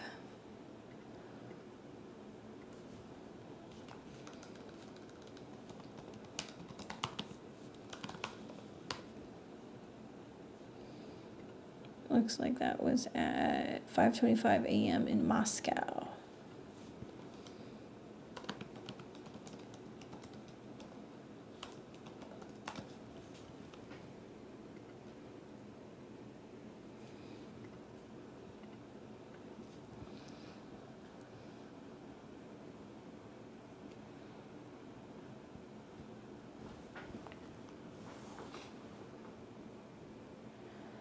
All right, so the question that we have for you is Synastry. So we've got the two of you. You are the inside. So we've got Sun in Capricorn, Moon in Libra, and your rising sign is Taurus. And then we've got your partner who is a Sun in Sag, Moon in Cancer. Let's look at their ascendant. Scorpio rising. All right, so let's take a look at this synastry. So obviously they got, a bunch of planets in your 7th house. The 7th house is what we attract, what we bring in. So for them to have Sun conjunct your Saturn, Mercury conjunct your Saturn, definitely can be a karmic relationship for sure. I bet this is an interesting individual. Saturn, Mercury, Sun, Uranus. And they have Venus in really close proximity to your Juno, so that's great for relationship and partnership. And you guys have a lot of really karmic placements. South node conjunct your Pluto, Pluto conjunct South node, these conjunctions to Saturn. There's a lot of stuff that seems to kind of talk about clearing out stuff. It can be this feeling of meeting somebody again, right? And them coming back into your orbit. So 7th house is about unions and relationships. They've got their Sun there and their Moon in your 3rd. So putting an emphasis on communication. How does that feel with their Moon in opposition to your Venus? Do you feel like that leaves you wanting more or reaching for more? Moon square Moon, that's not bad. You guys relate differently. But for me, the Venus-Neptune stuff can be kind of ecstasy, or it can be a feeling of not always getting what you need. Moon in opposition to Neptune can sometimes have a hard time emotionally relating to people. And then Mars in a square to your Sun. Whoa. So that can be good in terms of chemistry, for sure. That is possible. Let's flip this around. Let's take a look. And then we've got so all of your Scorpio, your South Node on the ascendant, Pluto on the ascendant, Mars conjunct Venus, loose conjunction, but it's there. So all of your planets in their 1st house definitely helps aid them in the direction of where they need to go. And then the North Node in the 7th also talks about fated encounters and potential relationships. Jupiter conjunct the 4th house cusp. This is really interesting synastry. I mean, I think, Pluto, Mars in the South Node in the 1st house, it can either act like a magnet that's pulling you guys right in towards each other, or it can be something that can be too intense and too overwhelming and too much. So it really depends. Your Sun falls in the 3rd house. You've got Venus close by, so definitely communication, but also potential travel and learning from one another as well. And something about, all of this Sag, they can have some relational issues. Sun, Mercury, Saturn in opposition to Chiron. So they can sometimes feel communicating and getting their needs across to somebody else creates some challenges in resources, self-esteem, security. So I'm wondering if that has already played out a little bit, where you've seen some of those issues kind of pop up potentially in relationships. But I like the 1st house, 7th house stuff. Generally, we tend to attract either what's on our ascendant or what's in our 7th house. You guys have that both ways, right? There's a lot of you directing Vic where he needs to go, and then him coming into your 7th house where he represents what you kind of attract and kind of bring in. And for long-term stuff, generally, we look for Saturn aspects. So the Saturn conjunct the Sun can definitely be the glue that can hold you guys together. But that can also be a challenging aspect because Saturn and Mercury can find a hard time communicating and sharing ideas and being able to kind of understand each other. So really the key here is with Saturn conjunct Mercury, taking time to listen to one another and seeing other people's perspectives and viewpoints when it comes to your values and listening.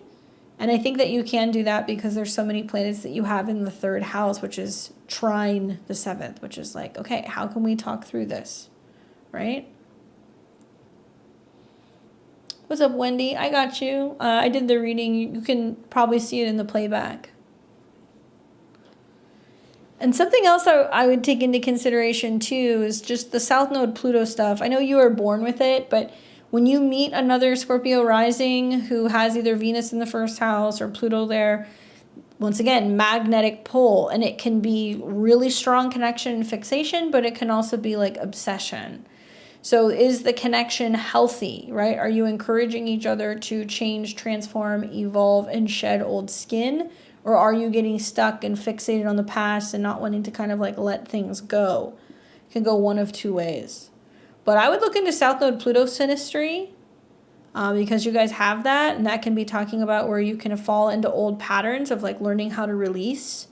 All that Scorpio can be very fixated and kind of antsy with Uranus coming into an opposition. So that can kind of indicate where people are kind of coming into his life right now, encouraging him to be more open in relationships and to be willing to make some changes.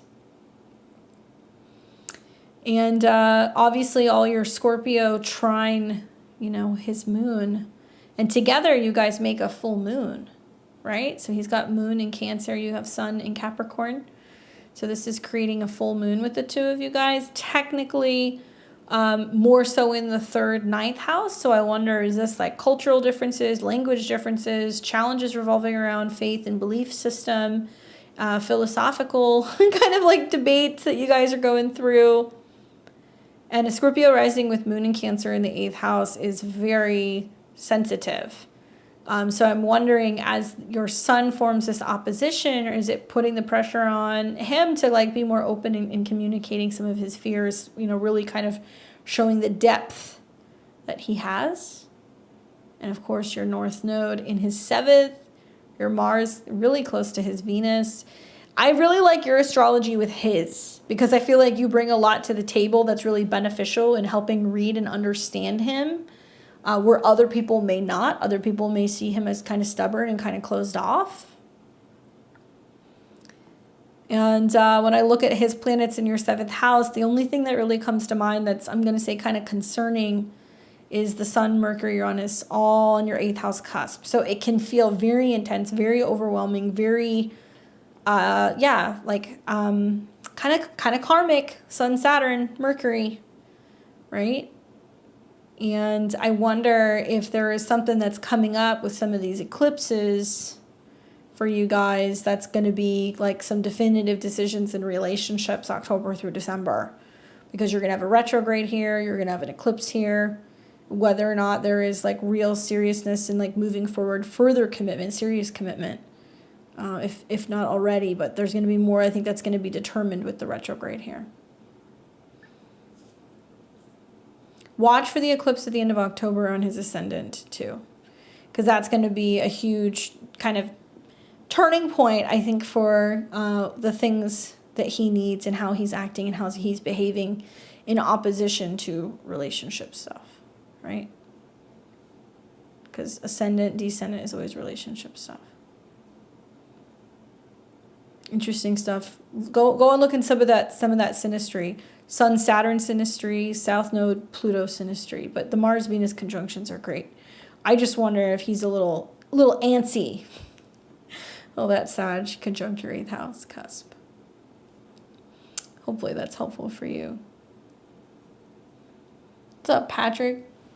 Says, I've been going through it the last few days. Incredible events I could have never imagined happened. Both fortunate, so happy events. Here to see if anyone experienced a crazy night or morning. Hey, Anne, did you pop in? When did you join? Did you pop in after we called last call? I think you did. Thank you for joining level 3, but I think that was after we called everybody. I could be wrong, but I'm pretty sure. All right, so we have Megan. Let me grab my charger here. Sorry, guys.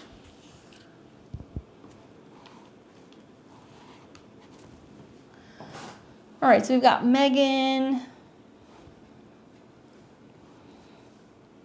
Megan says, I know my North Node was hit at 29 Aries earlier this year. Everything in my life has changed. Advice to prepare better for this eclipse. Let's see. There we go. All right. So, all right. So you've got Capricorn rising. And you've got Sun and Moon in Gemini. And you had an eclipse on your North Node, which was technically in the 3rd house of learning, communication, traveling, getting around, siblings. But for Capricorn rising, it could have been 4th house. So this is like home family communication, expressing your feelings and your emotions, sudden changes there. This is ruled by Mars, and you have Mars exalted in your 1st house. So it looks like it's about changes that you have to go through, that you have to initiate, right?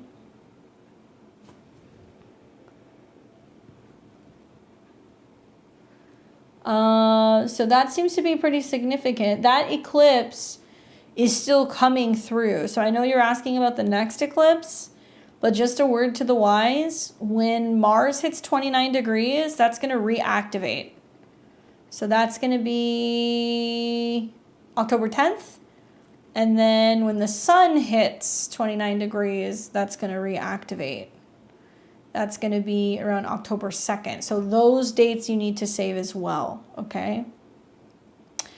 All right, so if we look at the next eclipse that you're going to have, and I also, an eclipse on your North Node, for me, it's like, that's really big. That's going to take still probably another year to unfold. So Mars transits, and when planets go through Aries in the spring, you're going to see more of that kind of come full circle. So you're not done.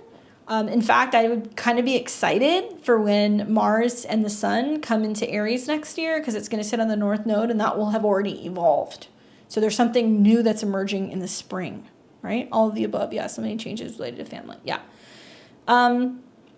Intuitively, I kind of feel like the next round, which is going to be a solar eclipse in Libra, so it's going to be actions revolving around relationships, Libra, in your whole sign 10th house, which is going to be about career and status, ruled by Venus, and Venus is going to be in the 8th.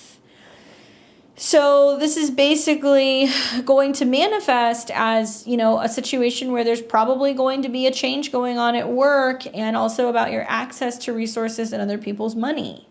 Venus rules home and family for you. And it also rules foreign affairs, legal affairs, travel, in-laws. So could there be job changes that come from this particular eclipse? Yes. Can there be relationship and status changes? Yes, especially because this involves the moon, and the moon rules your 7th house. So it's putting the pressure on you when it comes to your relationship with these people. I didn't realize it was still hitting, but it definitely makes sense. I haven't stopped changing. And also you're going to see that there is going to be, squares between Pluto and the nodes throughout this particular transit. So it's like, every time Pluto hits 29 degrees, like it will at the end of the year, it's going to reactivate that again. So this is going to be something that's going to keep on keeping on for like a hot minute. So maybe pay attention when planets hit 28, 29 degrees of Libra, Capricorn, and Aries. So you'll see that this season. You'll see this more in January, and you'll see this spring of next year. All right, so the second eclipse, you're then going to see that's going to come through here.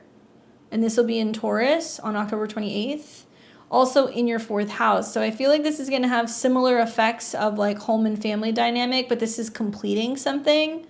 And this is also ruled by Venus, and Venus is now in your 8th house. So this is a lot of like how there's changes going on with your work and your home, and how it's impacting your resources or your joint resources.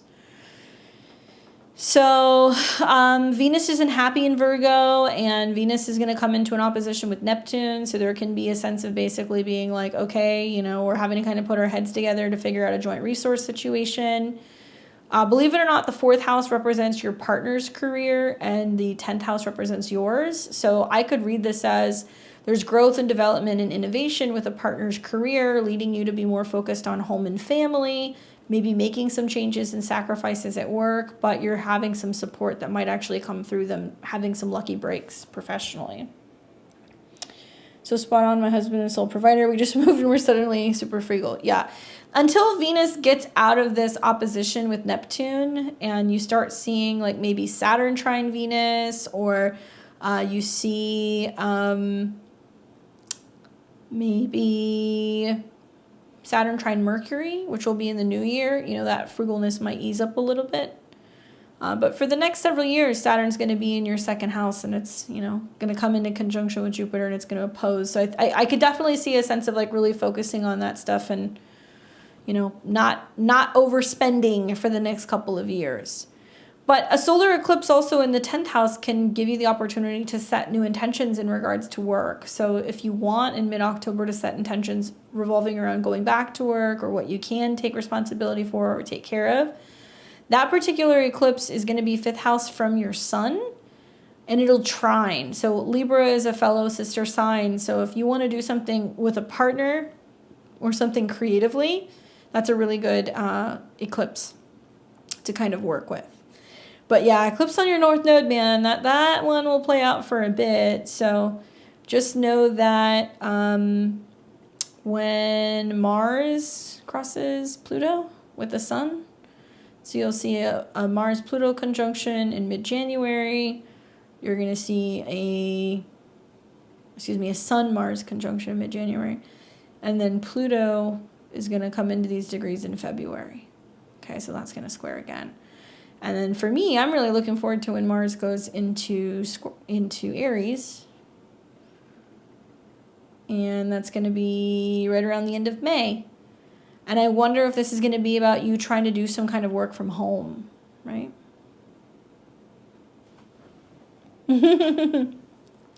Yeah, set intentions in mid-October. Give yourself until spring of next year. If there is something that you do end up doing, it's going to be some kind of work from home.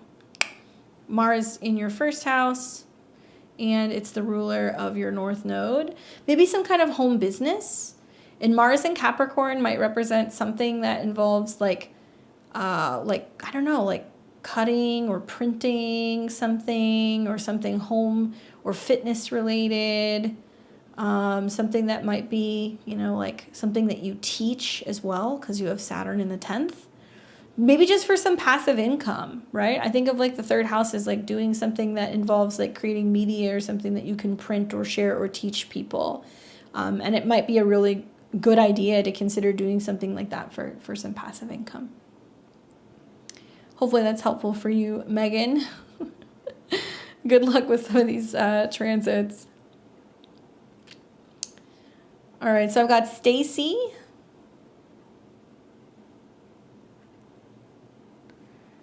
All right, so Stacy says April 24th, 84, Milwaukee, Wisconsin. And that is 2:52 a.m. You're a Pisces rising, moon in Aquarius, sun in Taurus. And the comment is, I'm feeling pressure from all sides, work, relationship, home and family. When does it subside? Well, so you have got Saturn in the same sign as your ascendant. So there can be some sense of being like, I can only do so much for myself. Really reflecting on like also boundaries and your own needs. And you've got Mercury, which is going retrograde in your 7th house of others. So you kind of feel like other people are probably just like not communicating well. Maybe it feels kind of erratic. There is a sense of people going back and forth, and like one minute they're talking to you, the next minute they're not, and you're like, how do I deal with people? 7th house is others. So Mercury is actually retrograde in opposition to your ascendant, so it can be difficult communicating with people. Co-workers too, right? Virgo, relationship partners, 7th house. And this retrograde is in a square to your nodes. So it does represent important conversations and things that are changing, because Mercury represents things that are changeable. And it's also in some friction with Neptune. So there's a sense of like kind of feeling like maybe victimized by how other people are communicating. I guess the bottom line is when you have something like this, it creates a grand square, okay? So pressure with others affects the direction of career, affects you, it affects your home and your emotions. So basically what's going on is you're going to see the squares here are going to bring up some needs for all of these things to change. When is the pressure going to subside? I'm guessing right around the time that Mercury comes out of retrograde, goes direct, and maybe when Mercury is coming into a trine with Jupiter and your natal Jupiter. Okay, so whatever the back and forth is, even though it's annoying, like, kind of needs to happen.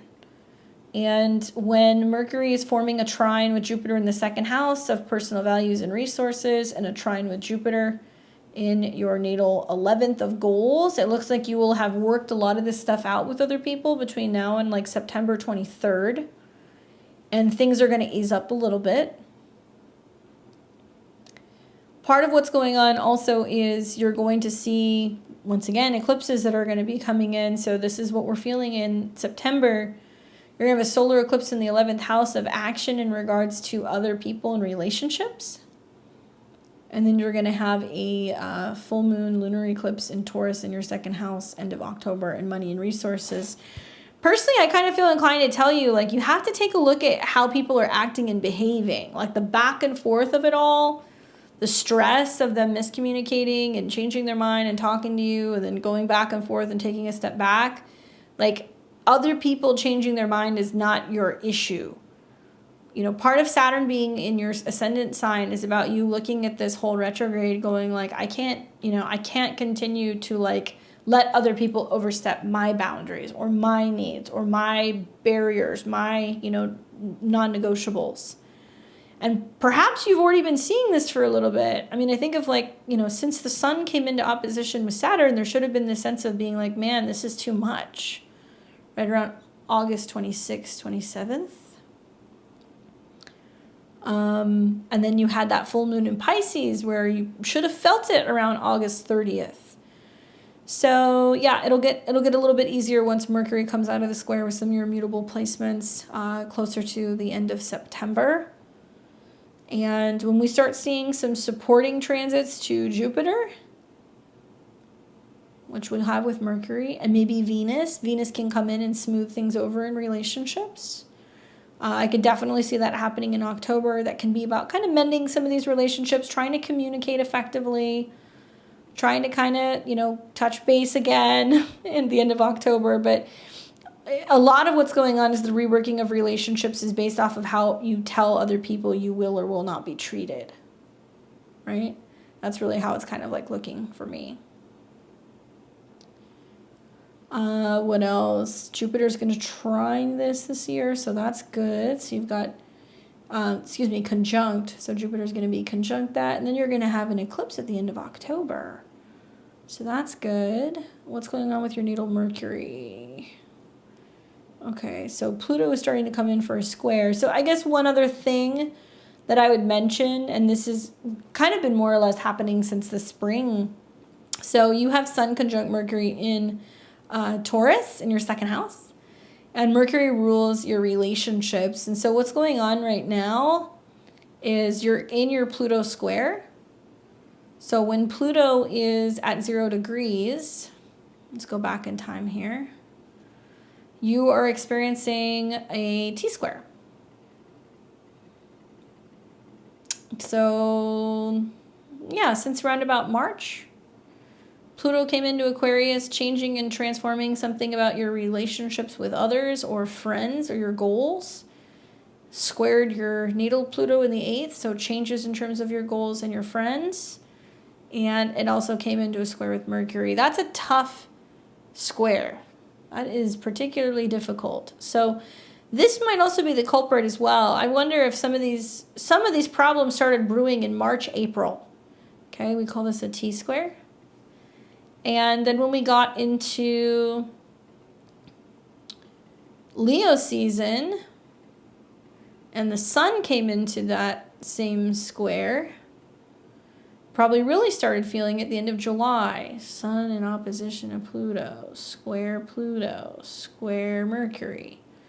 So there's a lot of your needs, your thoughts, your feelings versus other people. And I feel inclined to tell you that with Pluto in your 11th house, focusing on this square, it's like there has to be endings and regenerations of relationships to better make way for your own needs.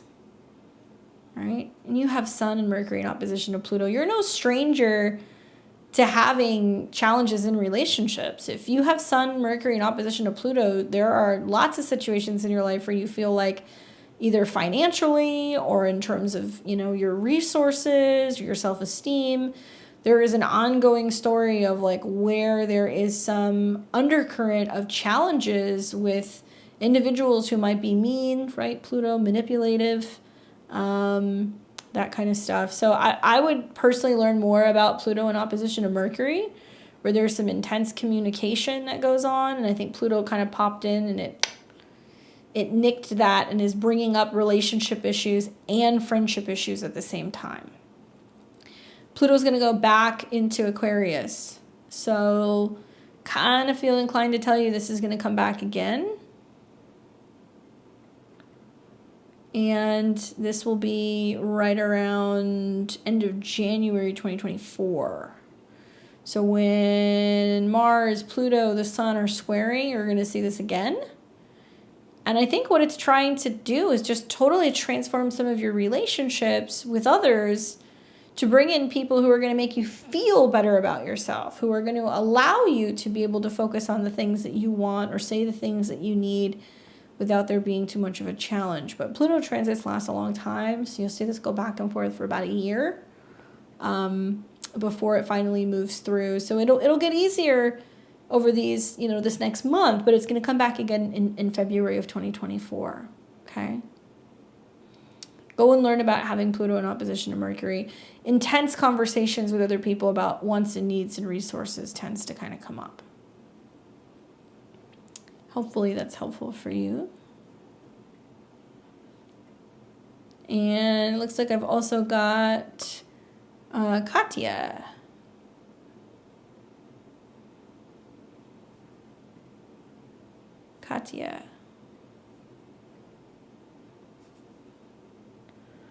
So let's see. She says, I'm hoping to move up at work, but currently there are no opportunities. Could there be something by the end of the year? So you're born October 18th, 91. That was in Chicago. Looks like it's 8:25 p.m. Let me make that correction here. There we go.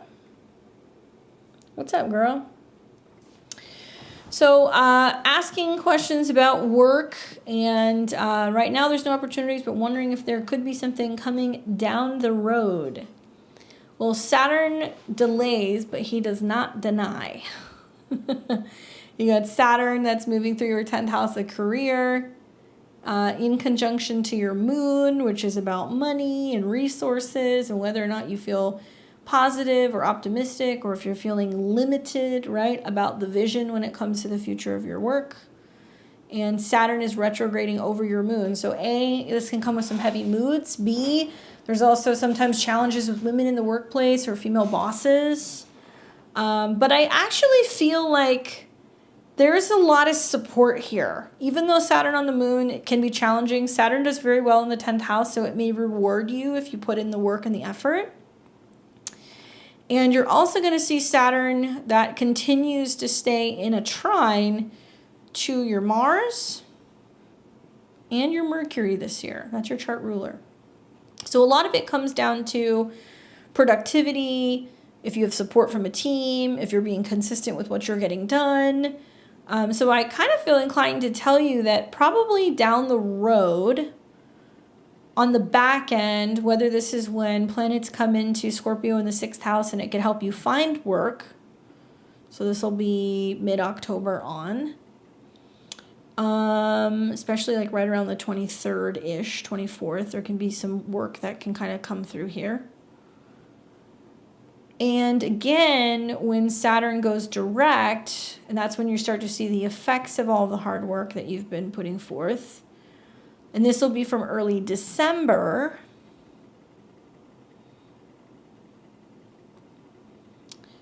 until about March, April of next year.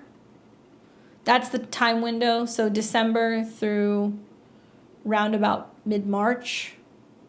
Now, there's going to be a specific conjunction between Sun, Saturn, and Mercury. Your Mercury, Sun can be about negotiations and communication.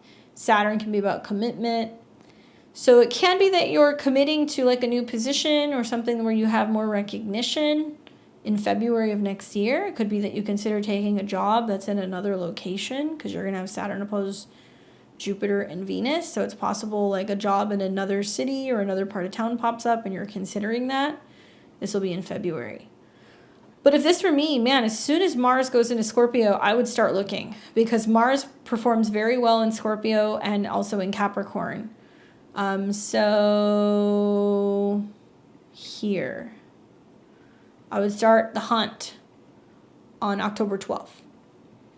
And until Mars comes out of a trine with Neptune, you're in a really good position. So that's going to be the third week of November. So end of October to end of November. I'm trying to move up or make a lateral move on a different team. So, the Sun and Mars are going to conjunct in Scorpio. We're going to see like a Mars Kazemi. So there can be something that changes in regards to your routine and puts you in a position of being able to change your schedule and go in a different direction with other team members mid-November. So I think your hard work is going to pay off. I think when Saturn leaves your moon, you're going to go, okay, I've been working and I haven't been getting like the financial kind of recognition. So where is that going to come from? And then as soon as Saturn starts trining your Mercury, which rules you, January, February, March, it's going to start to pay off. So yeah, start doing that work where you're either talking to your team or you start looking at whether or not you can make a schedule or there's another department where you can make a change, and you're going to start seeing that pay off in the new year. Those Saturn trines are actually going to do well. And then next year, man, you're going to have Saturn square your Sun at your decent. And so there might be too much work going on March and April.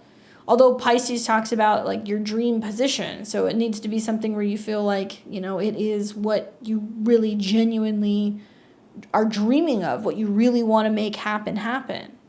Saturn trine Pluto makes me feel like you'll be able to do it, but there's going to be a lot more responsibility and perhaps even like a much more rigid schedule, and having to work with a team and maybe being responsible for a team. That could definitely happen here as well. I think the other thing that's going on is you do have Pluto that's in conjunction to your Saturn right now. Saturn is the ruler of your 10th house. So there is something changing revolving around your faith, your belief system when it comes to work, productivity, and career. And you've got Pluto not only conjunct Saturn, but coming into a square with Mars. So the challenge can actually be like the teams that you're working with, and if you're working with people that are like friendly or not. But you've got natal Saturn square Mars, so you're used to having toxic work environments. I think that's fair to say. Mars, Pluto, Mercury in the 6th. You're there to work, not make friends. You're not going to make a lot of friends with this many planets in your 6th house, so be mindful of that. And also, like, if you're working in environments where it's, emotionally or in terms of your work schedule or your routine or like the people, if it's not conducive to like a positive work environment, you got to get out. I know you know what I'm talking about, but it's impossible not to have this with this many planets in your 6th house.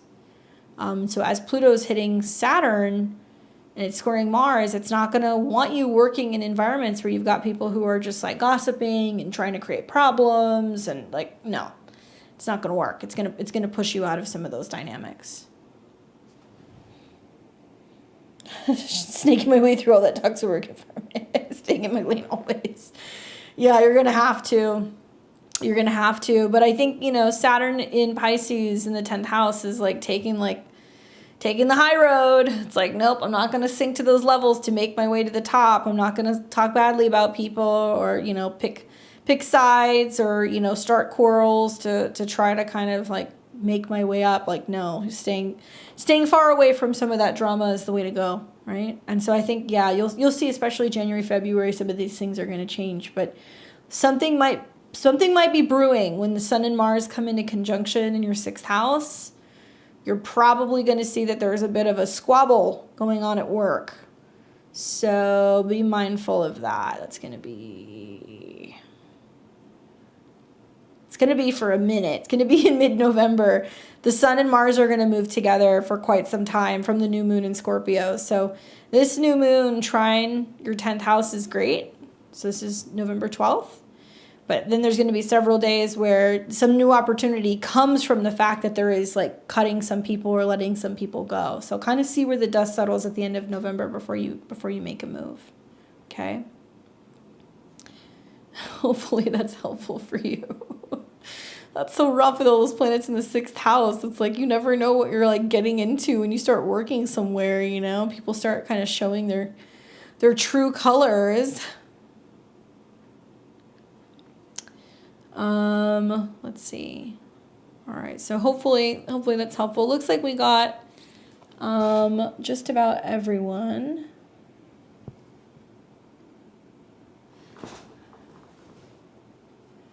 And those of you guys who got in too late, or those of you guys who weren't able to get in for the next level, no worries, we're going to be here next week. Next Friday is going to be tarot, so we're going to be here at 5 p.m. Pacific, and that'll be 8 p.m. Eastern. And then in 2 weeks, we're going to have more astrology. I know some of you guys got in here kind of late, so I apologize that we missed you, but usually astrology nights are like really busy, so we'll be able to get to you guys next time. Make sure that you are giving me a thumbs up. Make sure you're subscribed. We are going to be back here on Sunday. We're going to be talking about some of the transits taking place in this next week, including the return of the Jupiter-Venus square, and much more. And if you guys want to join my webinar, please do check out my website. I'd be happy to see you there. Otherwise, I appreciate you guys spending your weekend with me. Oh, I see you, Tonga. Don't worry. We did the reading. You're going to have to go and listen to the playback, but it is there. All right, guys. I will see you soon. Enjoy your weekend. You guys take care.